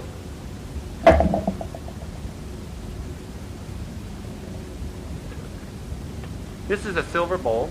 A set of this is about 600 ringgits at the Bodhi bookstore. You shouldn't think, oh, it's so expensive, blah, blah, blah. How much have we spent on ourselves, in our lives? How much do we spend? When we go to a 5-star, when we spend 200-300 just on a meal.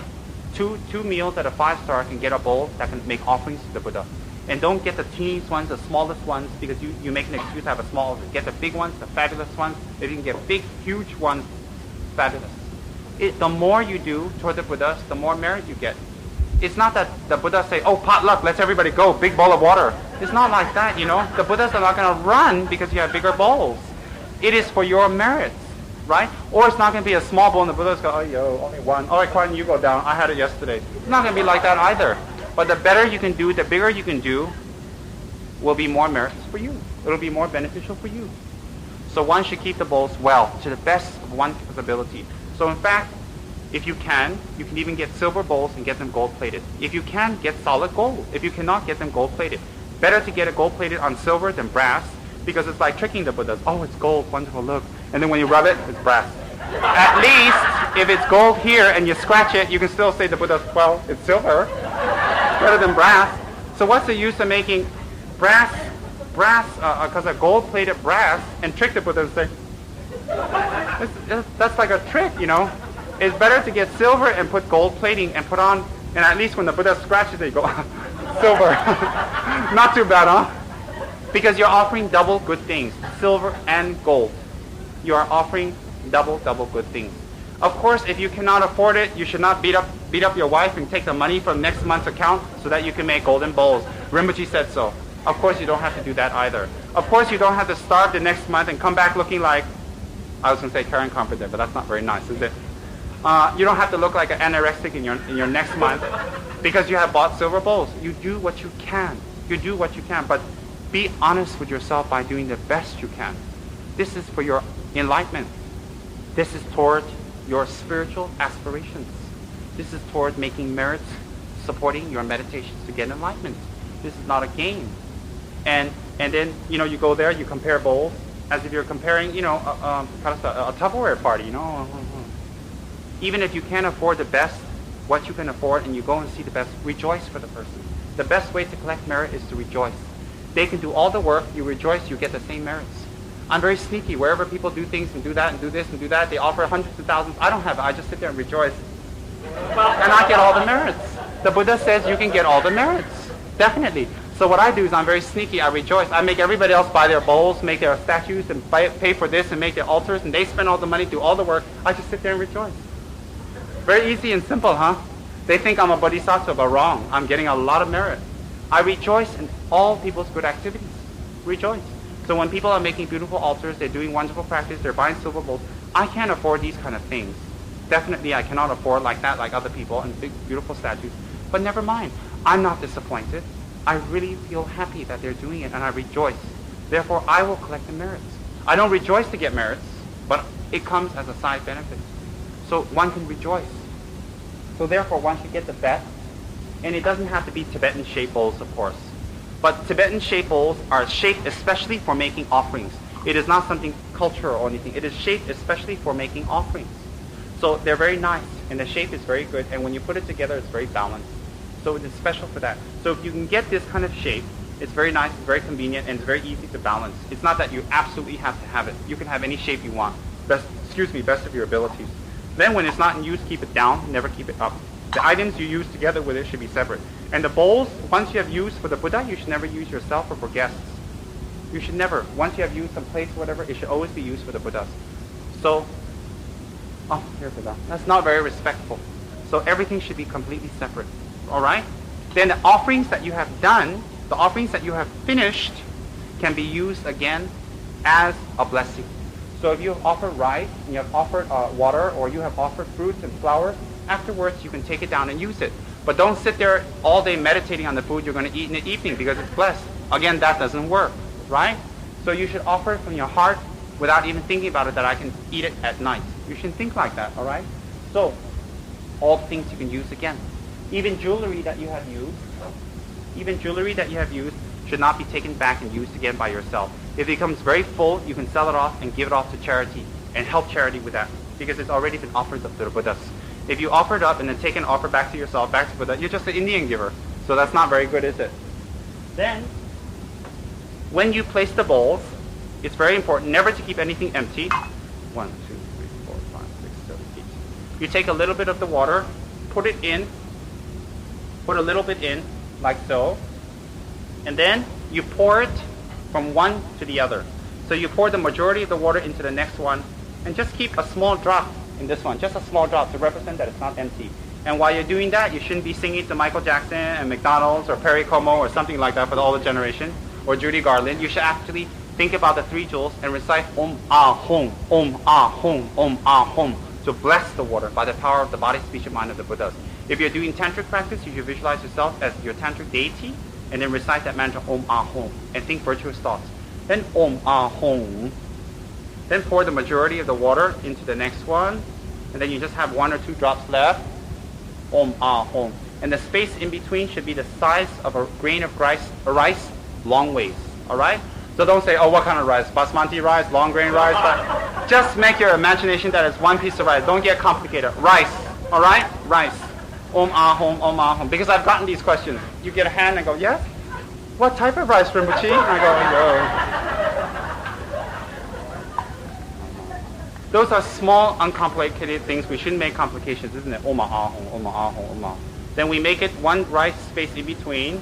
And you don't have to get the rice and measure. Just approximately, you know? Just approximately. Don't get so complicated like that.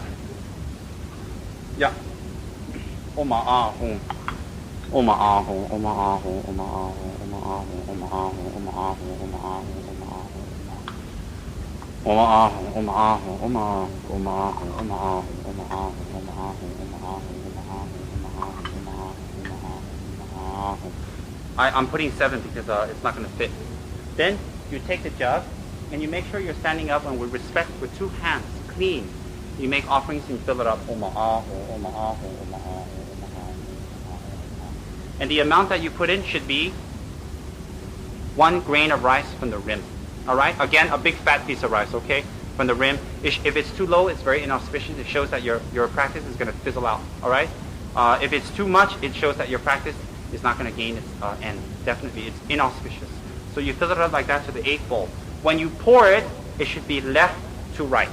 When you pour it, it should be left to right. When you actually take the offerings off, it should be right to left. So you can make these offerings as many times as you want. You can offer it, do the prayers, wait a few minutes, 1 hour, half hour, clean it, and re-offer it. When I was in India, I usually I have 250 bowls.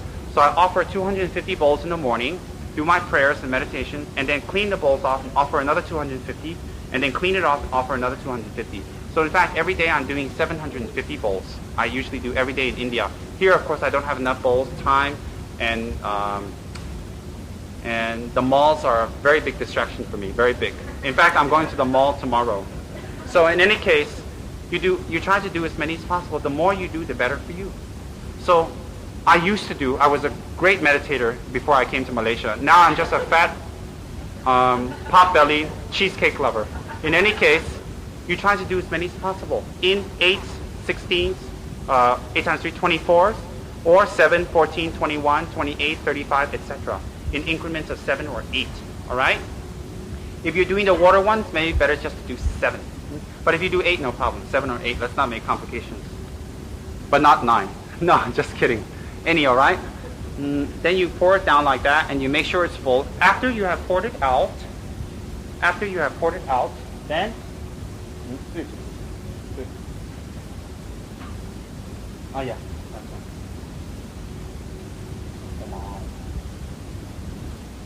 You like the incense? And the incense should not be light with your ciggy buzz. That's not very respectful. All right, it should be light, clean, and well. Remember, total respect. And then after you have offered it, then you bless it with smoke, fire purified, with 2 hands by reciting Oma Ahu, Oma Ahu, Oma Ahu, Oma Ahu. Don't get complicated, because if it falls in, you got to change it. More complications. Just do quickly. Oma Ahu, Oma Ahu, Oma Ahu. Then, yeah.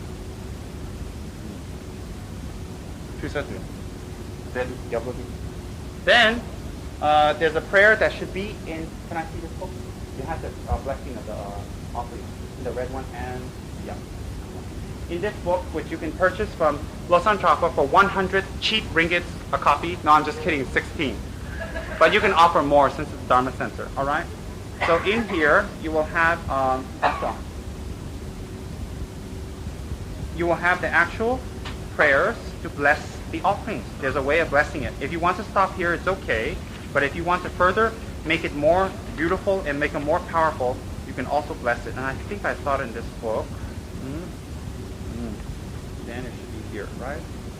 And also the Vajrasattva we did, there's a Vajrasattva here. The one I gave you yesterday is shorter, but the people of this center, if they want to do this Vajrasattva, it's fine, no problem. You can do a longer or shorter, it's up to you. Vajrasattva is Vajrasattva. Hold on a second. Yeah, it's here. Page 11 on the Pearl of Wisdom, book number 1, the blue one. Actually, these books are very good to have. They have basic prayers and meditations. It's very, very good to have. Everyone should try to attain one copy of each. Then, it says here, page 11. 10 and 11, isn't it? It starts on page 9 at the bottom for offering prayer. All right? So after you make the offerings, whatever, 21, 14, try to do more. You recite, may offering substances, human and divine, those actual and those which are emanated, unsurpassed Samantabhadra's clouds of offerings filling the entire space. The Bodhisattva Samantabhadra, Kundan Zangpo, is one of the greatest beings who have done offerings. His offerings are beyond whatever you can imagine. He constantly makes offerings, lots of offerings to the Buddhas all the time. So when we say Samantabhadra's clouds of offerings, it represents to be like his offerings, to aspire to the way he makes offerings. Then after that, you recite the offering Dharani, which blesses the offerings up to the Buddhas. And you recite it like so, offering Dharani to increase the offerings, which will increase it to a great, great power and capacity. Om Namo Bhagavate Benze Sarva Parma Dana Tata Kataya Arhate Samaya Sam Buddhaya Teyata Om Benze Benze Maha Benze Maha Tesa Benze Maha Vidya Benze Maha Bodhisattva Benze Maha Bodhi Mendo Pasam Krama Na Benze Sarva Karma Awarana Vishutane Benze Soha. So once would be enough. If you want to make sure, 3 times would be very good too. Alright? Then after that you recite, by the power of the truth of the 3 jewels, the power of the inspiration of all the Buddhas and Bodhisattvas, the power of the great might of the completed 2 collections, and the power of the intrinsically pure and inconceivable sphere of reality, may these offerings become suchness, pure, excellent, and undefiled suchness. I'll recite this 3 times for you. Please listen carefully. Even when you recite it, it's a little wrong, no problem. Om Namo Bhagavate Benza Sarva Parma Tana Tata Kataya Arhate Samaya Sam Buddhaya Teyata Om Benza Benza Maha Benza Maha Titya Benza Maha Vidya Benza Maha Bodhisattva Benza Maha Bodhi Mendo Pasam Krama Na Benze Sarva Karma Awarana Vishutane Benze Soha. Actually it should be Benza, but it's written Benze. but I think no big difference.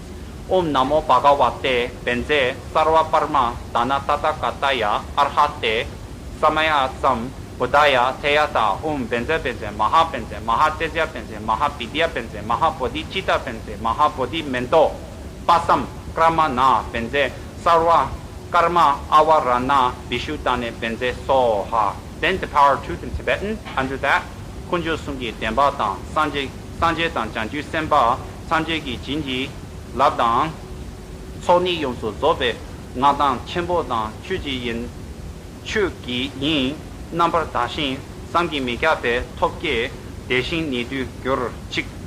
Then better in English has more meaning for you. Then your offerings are done like so. Then you make 3 prostrations. Then you sit down to do your prayers and meditations or whatnot. So those are the ways to make offerings. And in the evening, when you actually clean, you can clean off the offerings right after. You can clean off the offerings after noon. You can clean it when you come back from work in the evening. Even if you're a little late, you can clean it tomorrow morning, no problem. The point is, try to put your attention toward it and don't procrastinate cleaning because you're lazy. And in fact, if you're with your husband or wife, maybe one day the husband can offer it and the wife cleans it, and then the next day the wife offers it and the husband cleans it. That'll be very, very nice. One should not have one's maid, one's friends do the offerings because one is lazy to do it, because one will not collect any merit if we have someone else do it. It'll be very, very powerful. And don't just have 7 cups. Try to have more as much as possible, better and beautiful and beautifully set. The water should not be gotten from dirty places. It should not be gotten from the bathroom. It should be gotten from the kitchen sink or someplace clean. That would be very good. And these things and these items, if you want to wash it, should not be washed in bathrooms and dirty places. It should be washed with respect separately at your kitchen sinks, all right? And you can wash these things. Of course you can wash them and maintain them. Why not? And if they should be damaged and cracked, you can replace them. No bad luck, no problems. You won't be punished because you broke a cup or you damaged the cup or got chipped. Who's going to punish you? And in the evening, when you actually clean it off, then you take it from right to left. When you offer it, left to right. So you pour it back in one by one.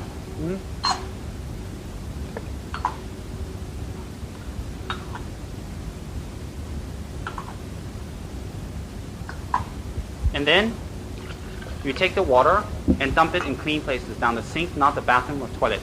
Or on your plants, on your flowers. You can even use it for cooking. You can use it for, don't wash your body with it. Don't put it in the toilet bowl. Save water, conserve. No, you use it for cooking and things like that. Or you can put it on your plants. Or you can give it to your animals. It'll be a blessing. It is blessed. It is definitely blessed because it has been offered to the Buddhas. Then, you clean it well, you wipe it well, and then you keep it down on your altar. Keep it down or keep it under. Either way, out of the sight. And keep it nicely. Then the second type of offerings is the sensory offerings. 3 of the body and 5 of the 5 sensory offerings. And that will be like here, where you can use, very simply here, the first 2 is water. The first 2 is water. People in the back, if you cannot see, you can stand up. The first 2 will be water. The third one would be flour. The fourth one would be incense. The 5th one would be light.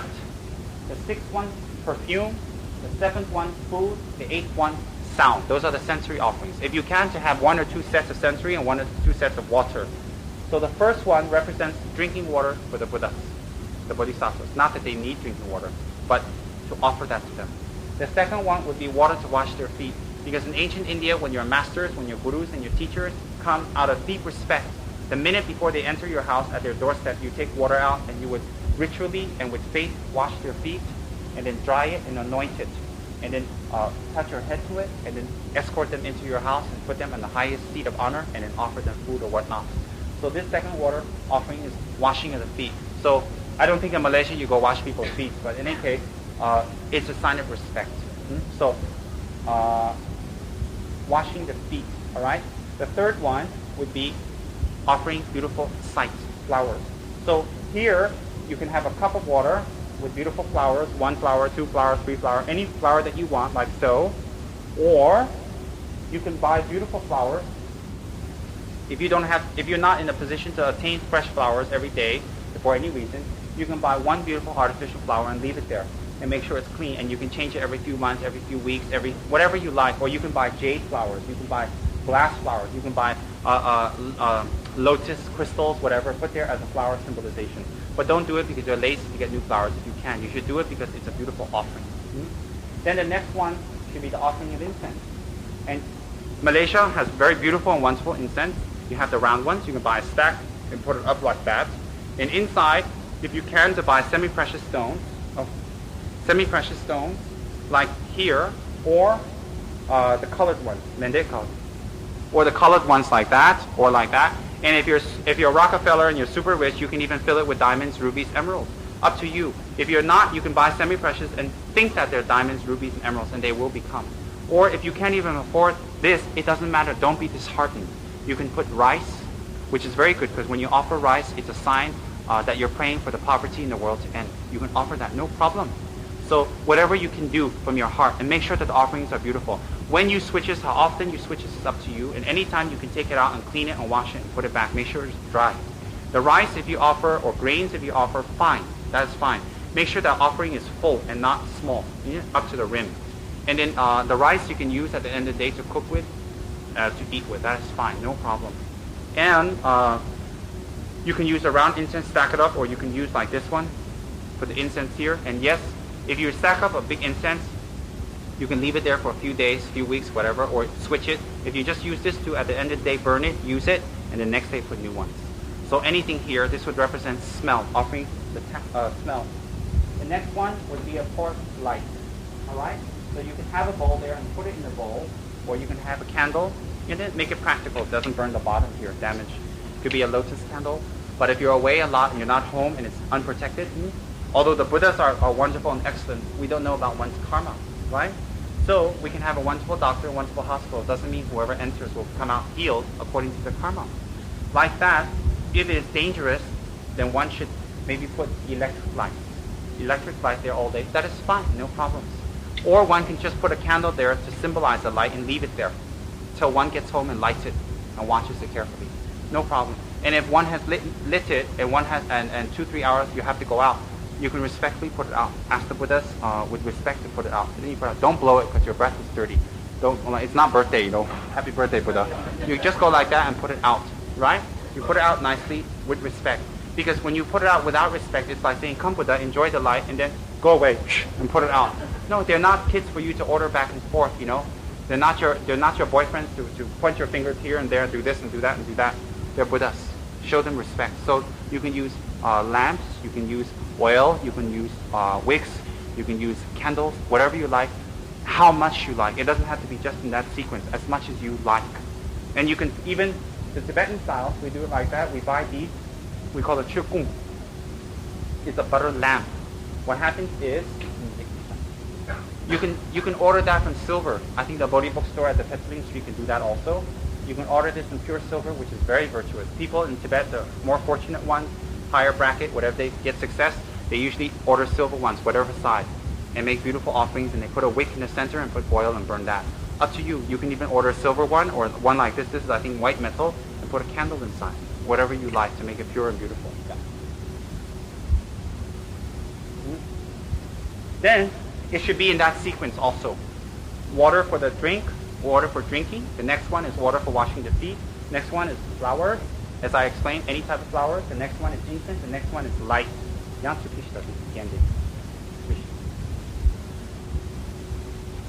Next one is perfume. So in Tibet, perfume is not easily gotten. What they do is they fill it up with water and visualize it as perfume. I've gone one step further. I have actually bought perfume. The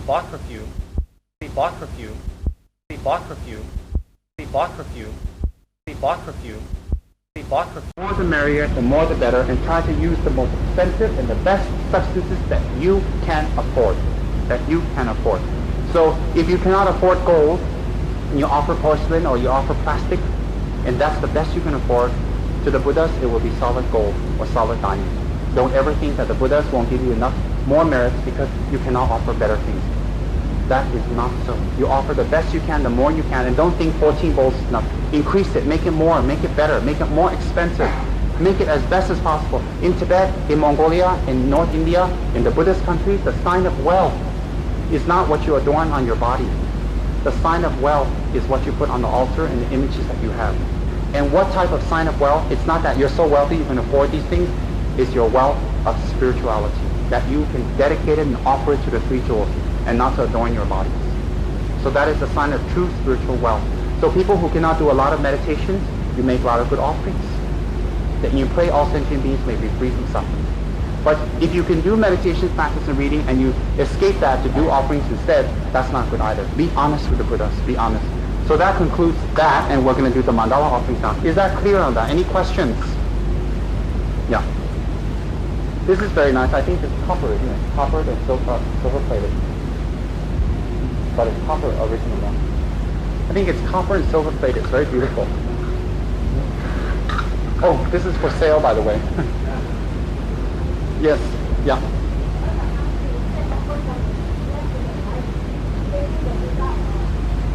Oh, yo. Of course, us facing the Buddha left to right. Yes. Your left to right. Yes. Yes. Then you make one row in the front, one row in the back.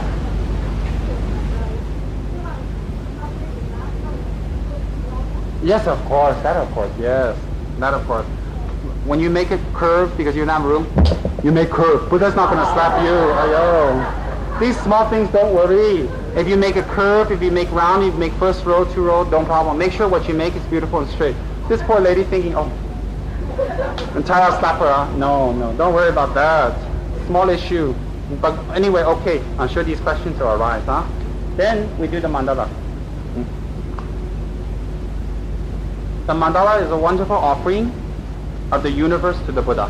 And now we have talked about offering so much, and we know the merits and we know the benefits. I don't have to talk about that. I'll just show you the actual action of the mandala. The actual action. Then you have the actual mandala recitation here in the offering to the mandala, and one should read that well, okay? And we're not going to read the whole book, because if I do, a couple of people will roll their eyes. So we will just go here to page 64, second, third paragraph.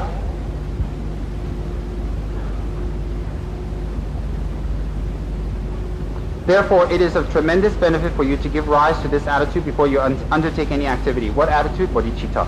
There is a widely followed practice in Tibetan Buddhism, what is called the 4 preliminary practices, the practice of the accumulation of 100,000 prostrations, which we showed yesterday, 100,000 acts of refuge, we have talked about the first day, 100,000 mandala offerings, which we'll talk about now, and 100,000 recitations of 100-syllable mantra of Bodhisattva, which we did yesterday. So we should try to accumulate 100,000 of this. On top of that, 100,000 water offerings. Now I had a question from a lady, do I have to buy 100,000 bowls? And I said, no. You offer, if you have 14, you do 14. Then you do 14 every day, 14 every day. How much is that in a week? 7 times 14, 98, isn't it? 7 times 4, 28, 98. So in 1 week you have completed 98.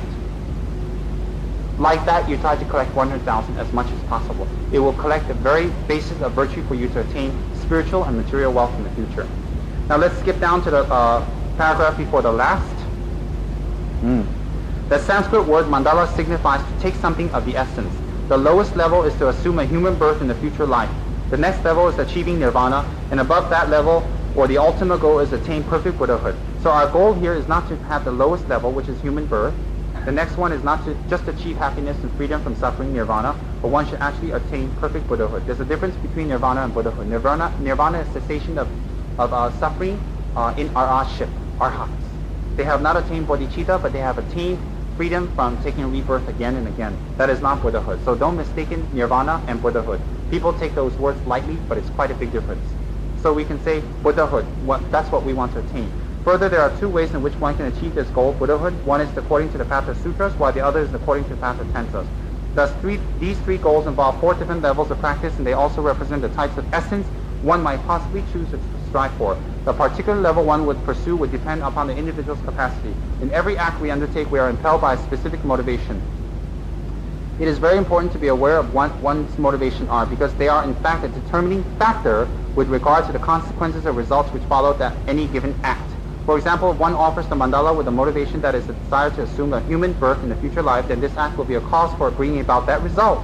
Similarly, if one offers the mandala with a motivation which is a desire to achieve nirvana, although the act itself is identical, the motivation will direct the same act to become then a cause for attainment of nirvana. Regarding the two forms of Mahayana practice, both the sutra and that of the Tantra, the ultimate goal of both is exactly the same. The only difference between them is the method. Alright, is the method.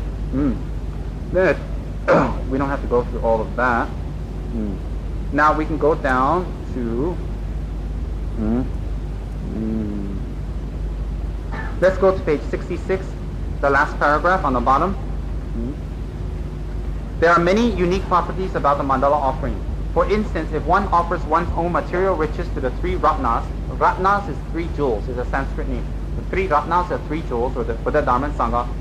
For instance, if one offers one's own material riches to the three ratnas for the purpose of paying homage to them, regardless of what the face value of the offerings might be, it is most important for one to make the offerings without feeling the slightest reluctance or unwillingness. However, it is usually the case that in the making of any such offerings there usually does arise a degree of reluctance. Or if you do not experience such a feeling, you quite possibly will feel some degree of attachment to fame. That is, you might be thinking of yourself, as you are making the offering, this is indeed a wonderful thing that I am doing, how virtuous other people will consider me for making this valuable offering. Due to such an attitude, what would be otherwise have been a truly virtuous act becomes robbed of much of its worth because of the wrong motivation.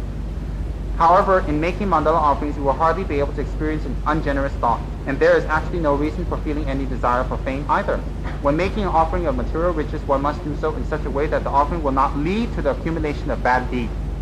Not only is the manner in which you make this offering important, but also an object being offered should have not been acquired through any devious means such as theft. Here too, it is not actually possible for a mandala offering to have such a fault. There are a few of the unique qualities of the practice which makes it especially valuable. The mandala offering is also very easy to practice because there is very little physical effort required to perform it. Perfect for us. In any description of the many benefits of the mandala offering, one usually is told of the story of the Bhikshuni Padma. Bhikshuni is the Sanskrit word for nun. Padma means lotus, so it means lotus nun. So it's a nun by the name of Lotus. She had been an Indian princess before she became a nun. Through the practice of the mandala offering, she was able to meet directly the Bodhisattva Aya Avalokiteshvara Chenezi for Huanyin, as clearly as we can see one another here in the room. And by asking for and receiving instructions from this great Bodhisattva, she as a result was able to attain enlightenment. So she made offerings of mandala to Huanyin Posa all the time, visualizing offering the universe without miserliness, collecting so much merit that her ignorance was taken away and she can perceive the Buddha herself, Buddha Avalokiteshvara Huanyin, and to get teachings directly. As a result, she became enlightened. Therefore, this practice is very excellent. Also, the great Tsongkhapa was able to meet many Buddhas by practicing the mandala offering. In particular, this practice was extremely helpful to him in his efforts to realize direct nature, the most profound of all meanings. Tsongkhapa did 3.5 million mandala offerings within his lifetime, 3,500,000. After doing the mandala offerings, Tsongkhapa had a vision of Manjushri, his tutelary deity, the deity he worshipped and prayed. Right after doing the last of the mandala, the last obscuration was clear from Tsongkhapa's mind. He had a direct vision of Manjushri, in which Manjushri took his sword, the handle touched his heart, and then the point touched Tsongkhapa's heart, and great bliss and nectar entered Tsongkhapa, removing him of his last defilements, removing him of his last ignorance, and he was completely enlightened, completely, and blessed by Manjushri. And after that, any time he prayed to Manjushri, Manjushri would appear to him directly, and he can talk. Before the mandala offerings, purifying and collecting merit, every time he wanted to contact Manjushri, he had to talk through his Nyingma tutor, Lama Umapa. So Lama Umapa was a great Nyingma master who was very attained, and that was one of JRMG's gurus. And whenever JRMG had some point or something to discuss about Dharma, he actually asked Lama Umapa. Lama Umapa, his guru, had talked to Manjushri. Manjushri gave him the answer and then gave it to Tsongkhapa, and that's how he communicated. Later, after doing the mandalas, Tsongkhapa was able to communicate with Manjushri directly. So, another illustration of the great importance of this practice is a story about a meeting between the two disciples of Atisha. Atisha's closest Tibetan disciple, who was an Upasaka. Upasaka means lay practitioner, a non-monk, one holding the 5 precepts. Atisha's closest disciple was an Upasaka named Domdompa. One day visited the place where another disciple named Gomboa was staying. It happened that the latter's ritual instrument for practicing the mandala offering was covered with dust, as it had not been used for some time. Domdoa asked the reason why he had not been practicing the mandala offerings. Gomboa answered, I spend all my time meditating, so I have not been able to find the time to offer the mandala. Upon hearing this, Dongdonga criticized him strongly, saying that even Atisha, their guru, whose spiritual development was so vastly greater than Gomboa's, his disciples, and whose meditation was much more profound than his, offered the mandala 3 times every day. After this, Gomboa practiced the mandala offering more assiduously, and so as a result, the depth of his understanding was greatly furthered. These accounts are mentioned for the purpose of inspiring you to take up this practice of mandala offering. All right.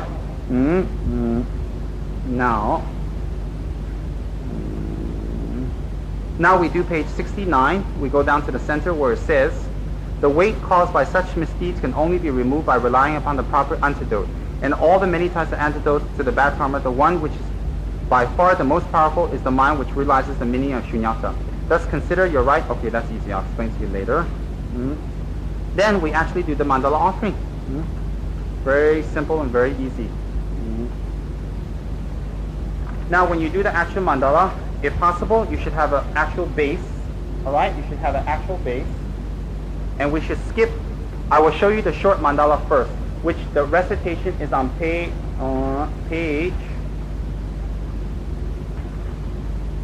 75. So you should get a base. If you can not get a real base, it doesn't matter. When I was in America, of course, when I was a kid, I couldn't afford things like this. So what I did is I actually went out and got a plastic cover, and I just used that as a mandala. So you can get anything that resembles this. Jirenchi was so poor during his lifetime, he couldn't afford things like that. So what he did is he did mandalas on a rock. He had a huge rock, and on that he would smooth it, and he would use it and use more rocks and visualize stones, precious diamonds, and he put it on that and offered 3.5 million mandalas with that. And he did so many mandalas that his hands, the flesh was torn away. But although the flesh was torn away, he had a vision of Manjushri immediately. So we can even use basic things. We don't have to have silver and gold. Of course, if we can afford more precious items for the mandala, is better. And do not think of this as one's personal possession. Again, it's offered to the Buddha daily. So one should have a cover for it. One should have a cover for it. And the mandala can be used of grains. It can be used from wheat. You can use dried corn, dried wheat, dried rice.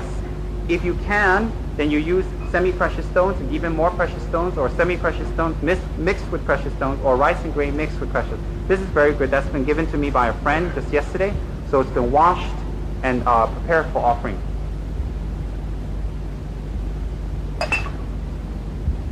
One should make a cover like so, square and a little bit thicker, like that, and bigger, so that it can contain all the stones and also your mandala. All right? To be very good. In actuality, in Tibetan style, we put it like so, with a string, and then we put the mandala and all the stuff here, and we do it in our laps. Actually, that's the way we do it. But I'll do it on top here in order to kasa, so you can see it better. All right? So the mandala base should be visualized as pure gold, lapis lazuli, beautiful, wonderful. In the whole earth, the 3 worlds are completely here, combined here. This is the base.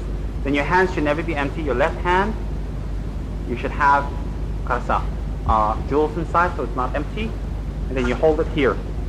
Then you visualize the base at this time. Again, you visualize it as your mind, and then this is your delusions. So if you have a lot of anger or hatred, you visualize this as hatred upon your mind, and you wipe it away by reciting refuge. Namo Guru Be, Namo Buddhaya, Namo Dhammaya, Namo Sanghaya. 3 times, clockwise. Then again, Namo Guru Be, Namo Buddhaya, Namo Dhammaya, Namo Sanghaya, Namo Guru Be. Based on the power of regret, based on the power of the 4 opponent powers, you purify. So any negative karma, you have delusions, hatred, anger, impatience, and selfishness, miserliness, anything you put here, and you completely wipe away ritually. Namo Guru Be, Namo Buddhaya, Namo Dhammaya, Namo Sanghaya, Namo. You can recite the refuge, or you can recite Karsa, Bodhisattva, Om Denta Sasa Sama Yang Plan, then Sara, then Abajita Judah Masuka, Musuka, Musawa, Maya, Sawa Okay. So usually you do it 3 times. Once, wipe it 3 times, once, a second time, 3 times, third time, 3 times, wipe it well. The reason you wipe it with here is you have a psychic channel here, as I described to you yesterday, that is having the wind energy that develops bodhicitta, that develops wisdom. So the more you touch it, the more you activate it, the wind flows better, therefore you achieve bodhicitta and wisdom quicker. So by wiping that, it's very significant psychically. Then you do the first one, The short one would be Sashi. Right here is page 75. Sashi Pugi Jushi Meto Cham. Regarding Ninde Gembadi, Sanjay Shindu Mete Uwan, Drogunanda, Shina Chubar Sho, or this earth anointed with incense and strewn with flowers, and Mount Meru adorned with the 4 continents, the sun and the moon, I transmute into the Buddha field and offer, may all beings partake the field of supreme purity. So what you do is, this is the short one, but the visualization is long. You put the center, Mount Meru, Sashi Puji Jushi Medotran, the 4 continents, Rirani Shininde Gembadi, Sanjay Shindu Mete Oai, Drogunanda, Shina Chubar Sho. Then you wipe it.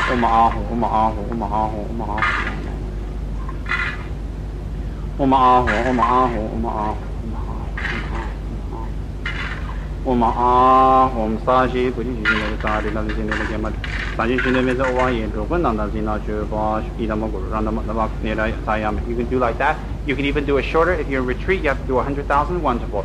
These 2 monks are doing their mandalas every single day because of the order from our Guru Khyentse Rinpoche, and they're going to do 100,000. So even in their Malaysia, they're doing pujas and stuff late into the night. They're still doing mandalas every single day. So if you're doing a retreat, a mandala 100,000, you can do like that. Oma Namo Guru Be. 1 clockwise, 1 counterclockwise. Slowly, and then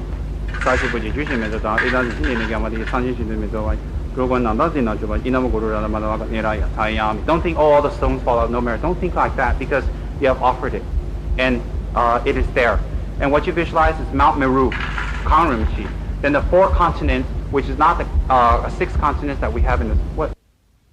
Flowers, Jaya Jusko, everything you can offer here. Everything, music, everything fabulous to offer here. Then you grab on here and you offer it up. You visualize that. And then after you have offered up, you visualize you have received the attainments. Om Idama Guru Ratna Mandalaka Nirayatayami. Then you put it towards you. The reason you put it towards you is to symbolize getting the merits and the realizations towards you.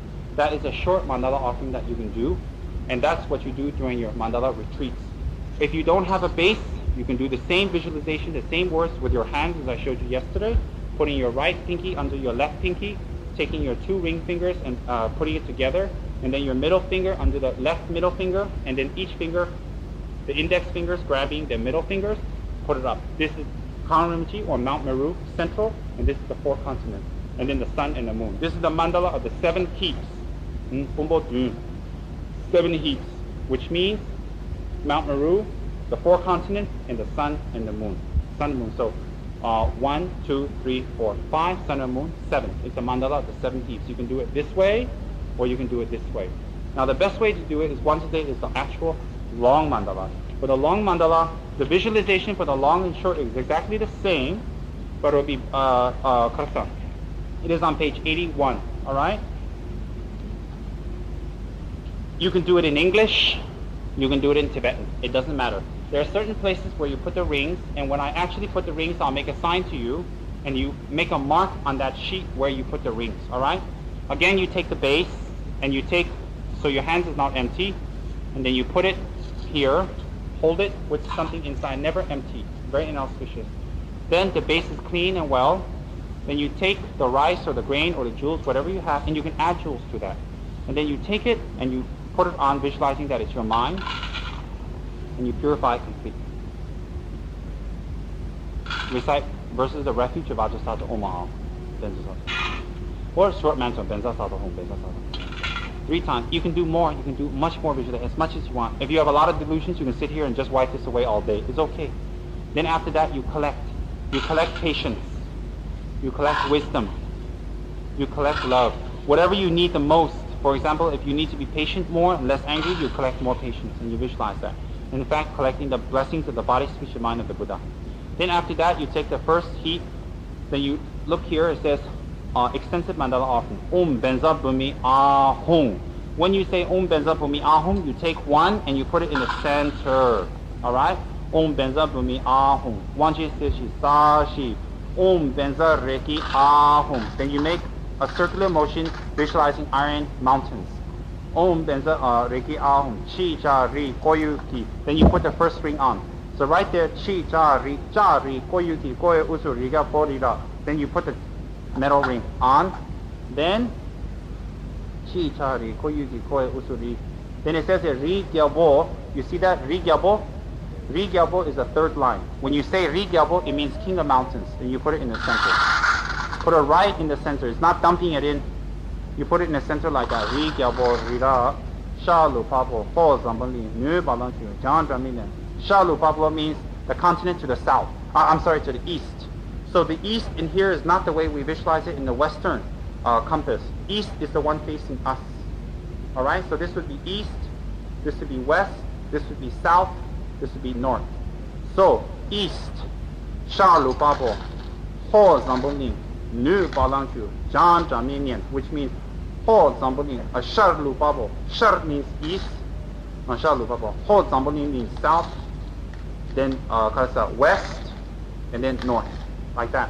So what you're doing is you're doing the 4 intermediate continents and then the 8 subsidiary continents. Then it says here, Ludan Lupa, Ngaya Den, Ngaya Shen. Then the 4 cardinal directions, and each of the 4 cardinal directions you put 2 more drops. 1, 2, 1, 2, 1, 2, 1, 2. So first 1 in the center, then a cardinal, starting from oneself first, and then each of the cardinal directions, either side, 2 more continents you visualize, like so. All right? It's not just dumping it on and putting on Michael Jackson, having a good time, sucking on your Slurpee from 7-Eleven. Not like that. A lot of concentration.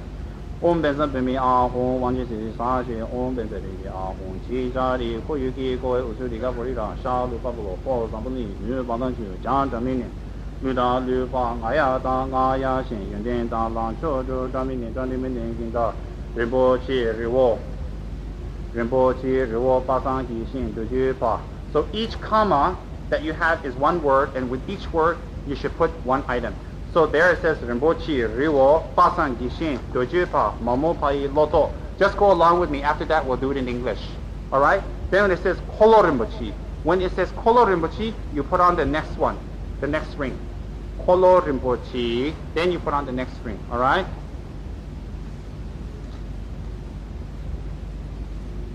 This way of doing the mandala was passed down to me, and I received the teaching from the great Kinchin or Keba Chimbo, Geshe Tsurim Gensen, who lives in the United States. He's a great scholar, a master of Ganden Shatse Monastery. So I received this again when I was around 17. So the lineage comes from my guru, which he has received from his guru, is unbroken again. So, Rinpoche Ruo Basan Gishin, Holo Rinpoche, Nobu Rinpoche, Sumo Rinpoche, Lumbo Rinpoche, Lambo Rinpoche, Tacho Rinpoche, Tacho Rinpoche, Mabo Rinpoche, Tenshin Buen Buen Ba. So you have to coordinate it that it's filled up. When you say that, right? When you say that it's filled up, so you have to put more.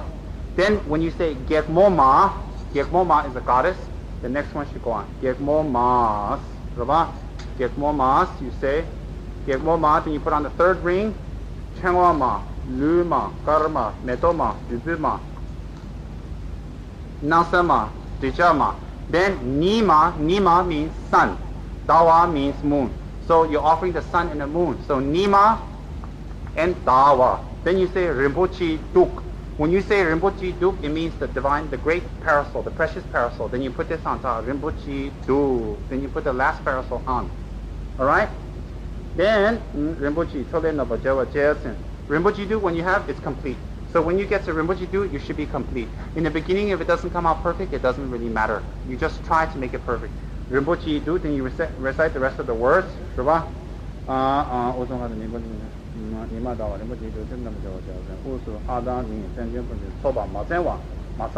to the next page.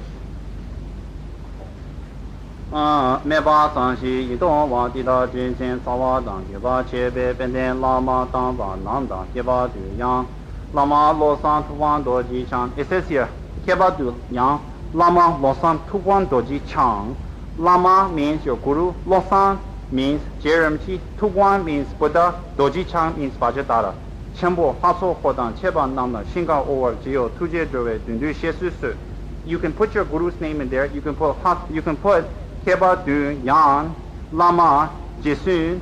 For example, Dalai Lama's name Jesun Tenzin Gyatso. Jesun Tenzin Gyatso Doji Chang Chenpo Haso Hodan Cheban Namna Shinga or Jio. You can put that. Or you can use what they have there and visualize that that's your Lama. That's fine.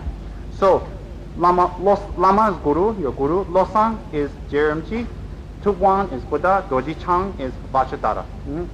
千部文化做过等千宝囊新港无外界有修建准备西之所新年港打算者外马军能操当免费申请上街了出街往千波国内经给拉对手 Then the short mandala comes again, what we just did earlier. Then you recite 사시 부디 주신 멘토타 리랄린신 년리겐 바 상진신도 민제우와 그건 남다신나 최바라쇼. You recite that. You can do other recitations or you can end it right there. So when you do that last recitation, you can chant it very nicely, very beautifully, to the best of your ability, or you can read it through depending on time. So that's the one we were doing earlier, alright? After that, you do Idama Guru Ratna Mandalaka Nirayatami. Now on this one, you have the complete world, not just planet Earth, not just this universe. You have the three worlds, the form, the formless, and the desire, and all the four continents, all the universes here. And everything beautiful, wonderful, and fabulous in the universe, all the food, the clothes, all the lights, the sun and the moon, the stars, the brocades, gold, silver, diamonds, the mountains and parks and rivers and lakes and natural habitats, and everything wonderful is all here. Restaurants and music and your golf courses, golf clubs, everything you can visualize here is not a joke. Everything wonderful you can visualize here in symbolism. And then, you can visualize here, and then you offer it up to your Guru. You offer up to your Guru or the Buddha that you're contacting. And then when you finish, it was very auspicious. It went to you actually. It means it'll be accomplished, your wishes. So after you finish, you dump it towards you. Oh, that's inauspicious for me. Never mind. Never mind, I'll let go. I won't be attached. I'll let you guys win this time. Alright? So, now, you dump it towards you. So it would be dumped towards your lap. Alright?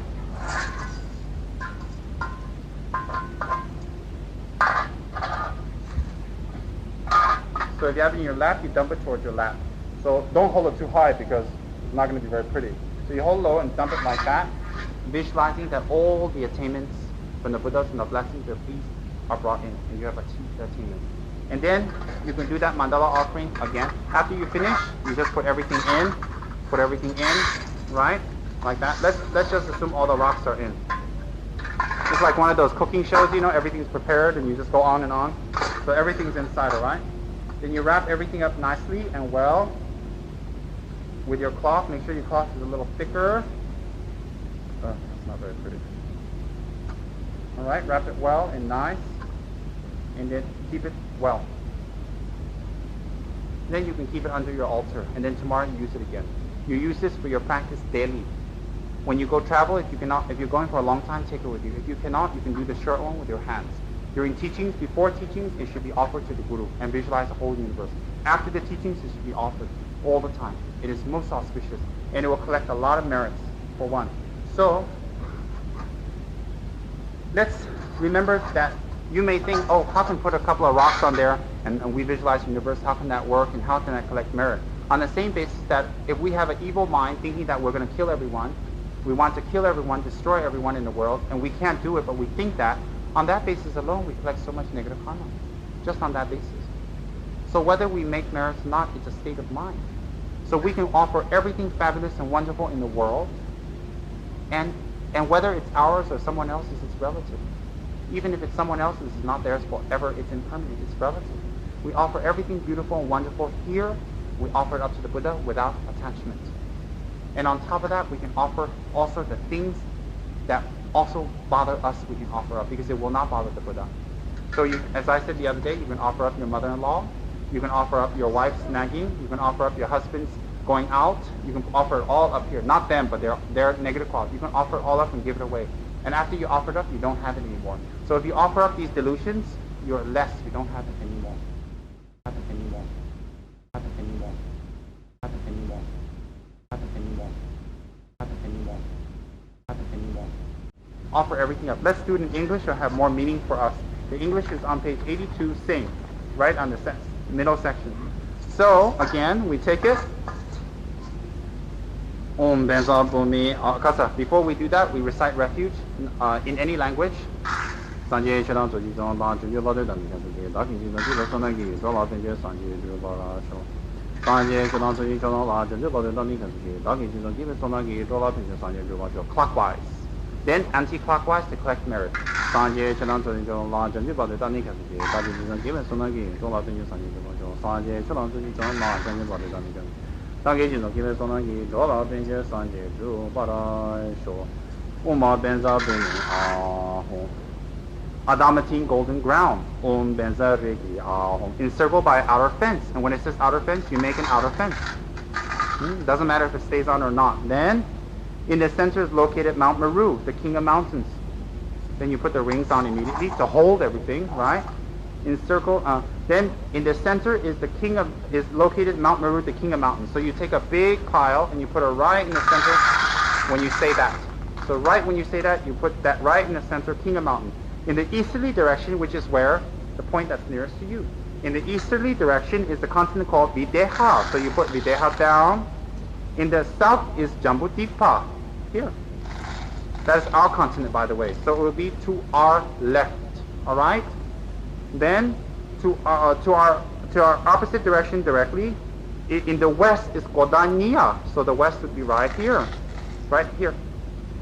Then in the north is Kuru, to our immediate right is Kuru. Then a pair of subcontinents straddles each of those continents. They are Deha and Videha. How do you do that? In the eastern direction, you do it on the right and left. So you have the continents Deha and Videha, right? You don't have to take a measuring stick out and see if I'm accurate. You just do it approximately, just approximately, no complications. Then Chamara and Apara Chamaras here. Left and right, okay. Then Shata and Uttaramanitinas. And then Kurava and Kuravas. So the continents are complete, right? Each of the continents has a unique asset. They are the jewel mountain, the wish-granting tree, the cow supplying one's wants, the crop not needing cultivation. 8 articles are possessed by royalty are the precious wheel, then you put that on Kolo Rinpoche, right? Kolo Rinpoche, then you put the wheel on Kolo Rinpoche's, the precious gem, the precious queen, the precious minister, the precious elephant, and the precious horse, and the precious general, and the treasure field vessel. Treasure field vessel. Then the 8 offering goddesses.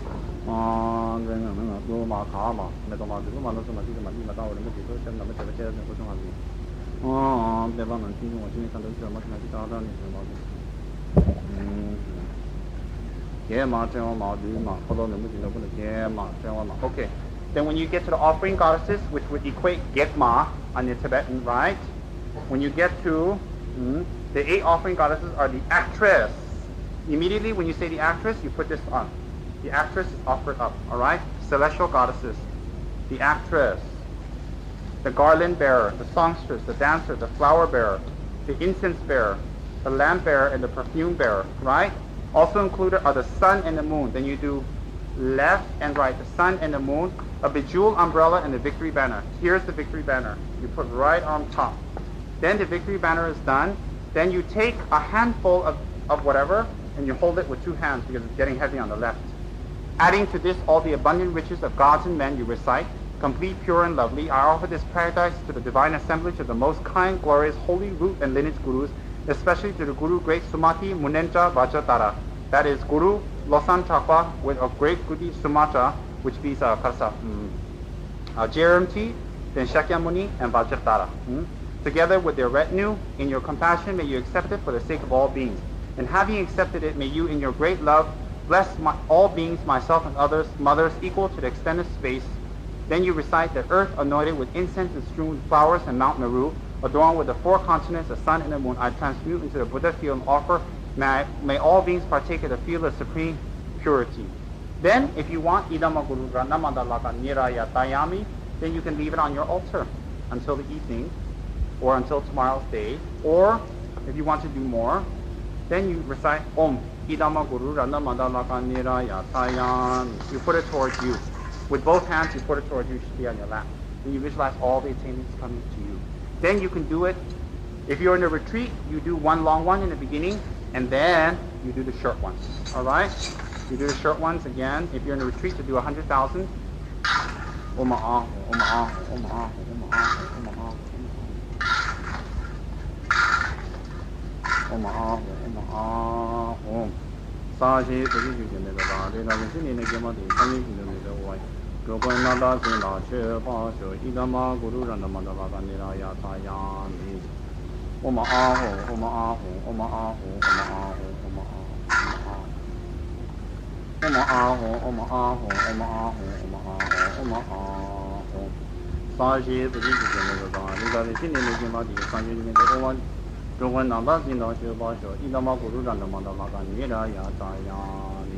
Whatever you like, as much as you like. If you're just doing it once a day, do the long one, and then complete it, and then finish it. It will be a great way to collect a lot of merits. It will be an excellent way of collecting a lot of merit. It will be a fabulous way of collecting a lot of merit with little work, and based on your pure visualization and pure motivation. It will be excellent. Then,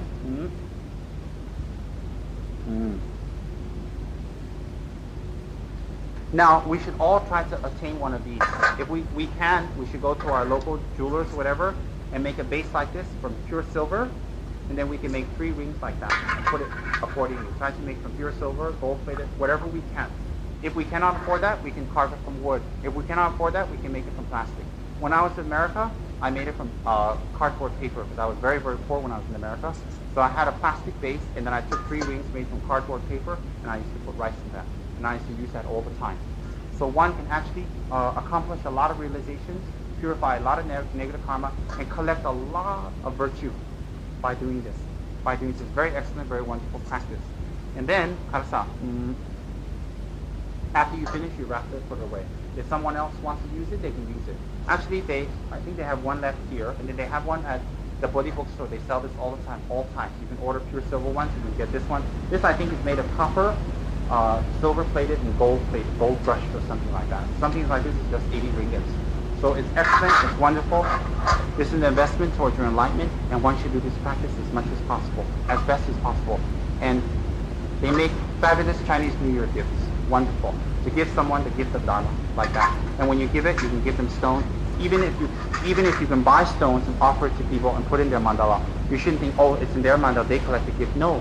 If you've offered it to their mandala and they offer it every day, you collect the amount of stones that you have put it in according to your motivation. So one should do the mandala offering every single day as best as possible. And within this, as I told you, you can use anything. So the best is best, wonderful. You can use gold and silver and all that stuff. In case you leave in your car, it gets stolen, never mind. It's been offered up to the Buddha. Get a new one. Don't be disappointed. Don't be attached. It's not yours. It's the Buddha's item. All right? So mandala is a fabulous way of collecting merit. Any questions?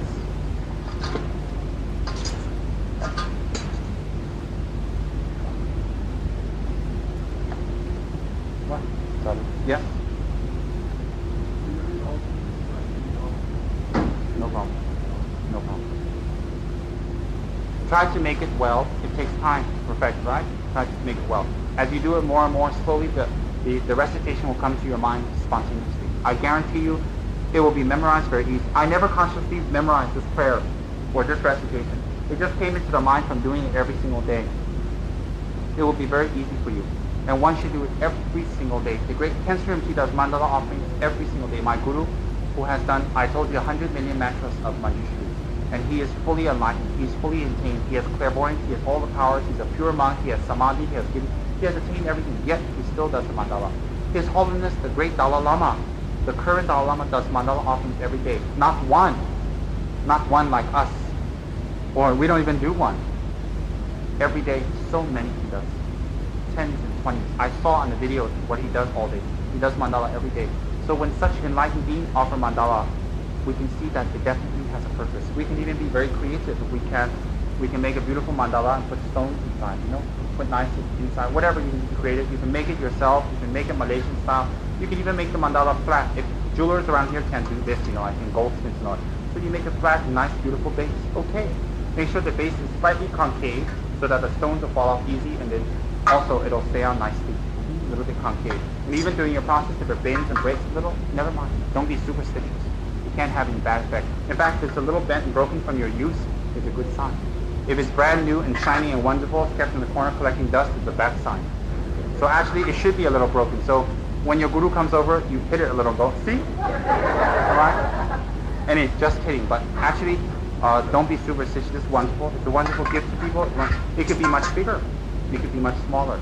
If it's very big, it's very heavy, so I think you'll be like, not possible, right? So you make it a good length, and enough that you can grasp it well, all right? Enough that you can grasp it well. And this one's a little sharp edge, so if it's too heavy, it might cut into it. So you can make a little flat edge, all right? Whatever, trying to do the best you can and make mandalas every single day to the Buddha, because you can collect the amount of virtue that you're offering the whole universe up to the Buddha on the basis of your visualization. Mm-hmm. Any other questions?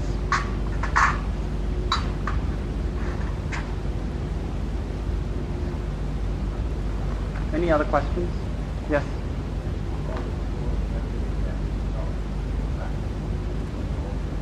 You mean, and don't do your mandala tomorrow?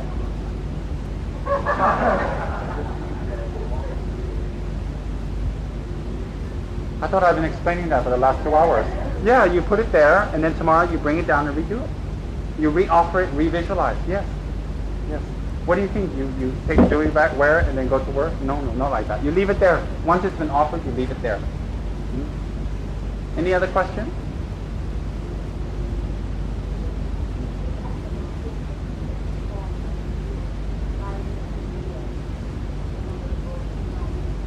Oh yes, that of course.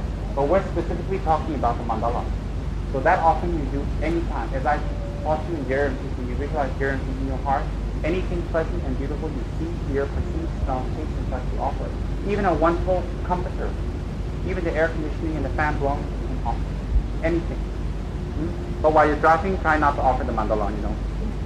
Some people can use the hand phone and the mandala. It would be pretty nice, but I don't think we can use mandala, hand phone and driving steering wheel.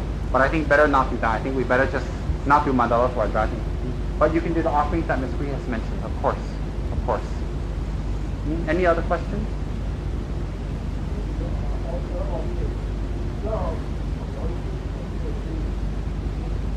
Never mind. Yeah, leave it, and then when you're on holiday, when you're in the hotel, you can buy coffee and tea and keep it on your counter and offer that to the Buddha. You don't have to carry it. Or what I do is I carry the bowls with me. I offer it in the hotels and everything, wherever I go. That's what I usually do. That's why I have a small set, especially for carrying, because making offerings is very, very important to me in collecting merits. So I carry a small set with me everywhere I go, all the time. Any other questions? Yes.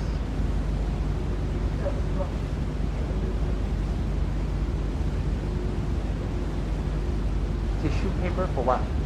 Oh yes, of course. Yes. I was thinking for the mandala, I was thinking how you use tissue paper. Yes, of course. Why don't you use a cloth and save the trees? Better, huh?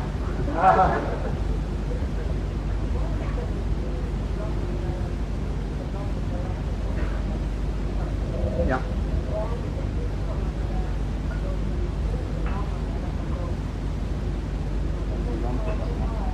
No, you can do the long one and not add the short one. But if you do the long one, what happens is when you're offering a long life visit to your guru or doing teachings, it gives time for people to actually come up and do the offerings and thanks, so that you do the short one with whatever. But you can do the long one and just say, Umi Dharma Guru Radha Madhava Niraya and finish it. Or if you don't have time, just a short one. But ideally, you do the long and the short together. But whether you do the long and the short, the visualization is exactly the same. The wording is smaller. So still you're having, because the long one's the mandala, the 37 feet, 37 items you offer. Whereas the short one is 7 feet, 7 items.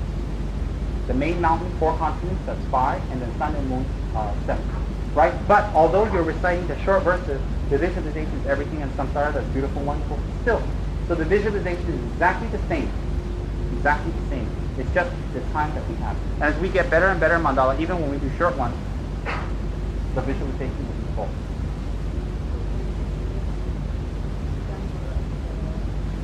Idama Guru Ratna Mandalakam Niraya Sayami. When you recite that, it is a mantra of collecting blessings. So when you put it towards you, what you're asking for is for all the Buddhas and Bodhisattvas and deities, especially in the form of your Guru, to confer the blessings, the realizations, and all the accomplishments. You're asking for that. Please give it to me. Please let me have it. Any other questions? Yes.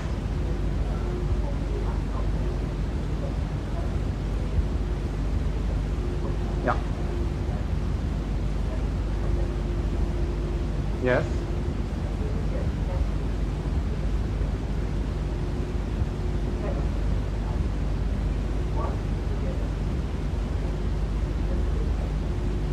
A picture that's been joined together. But is the main deity enlightened? No. Is the main deity enlightened? Is the central deity a Bodhisattva or Buddha? Then okay. Then you keep it there. Because you can't cut it out. Yes. Yes. Yes. Any other questions? The main deity should not be a worldly protector. If the main deity is someone like Nechung, and above that you have Buddha and Shakyamuni, actually the main deity is Nechung, so that should be kept separate. But if the main deity is Manjushri, and on bottom you have Nechung, then you put that on your main altar. Because actually what we're concentrating on that is Manjushri. Any other question? Any other questions? Yes.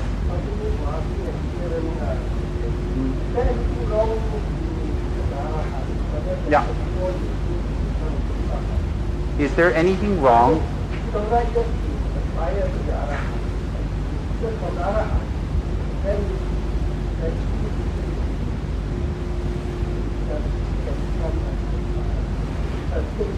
Well, what happens is why don't you dedicate it to a Buddhahood and you'll traverse Arhathood. If you dedicate it to Arhathood, once you get there, the merit's finished. Why do you want to?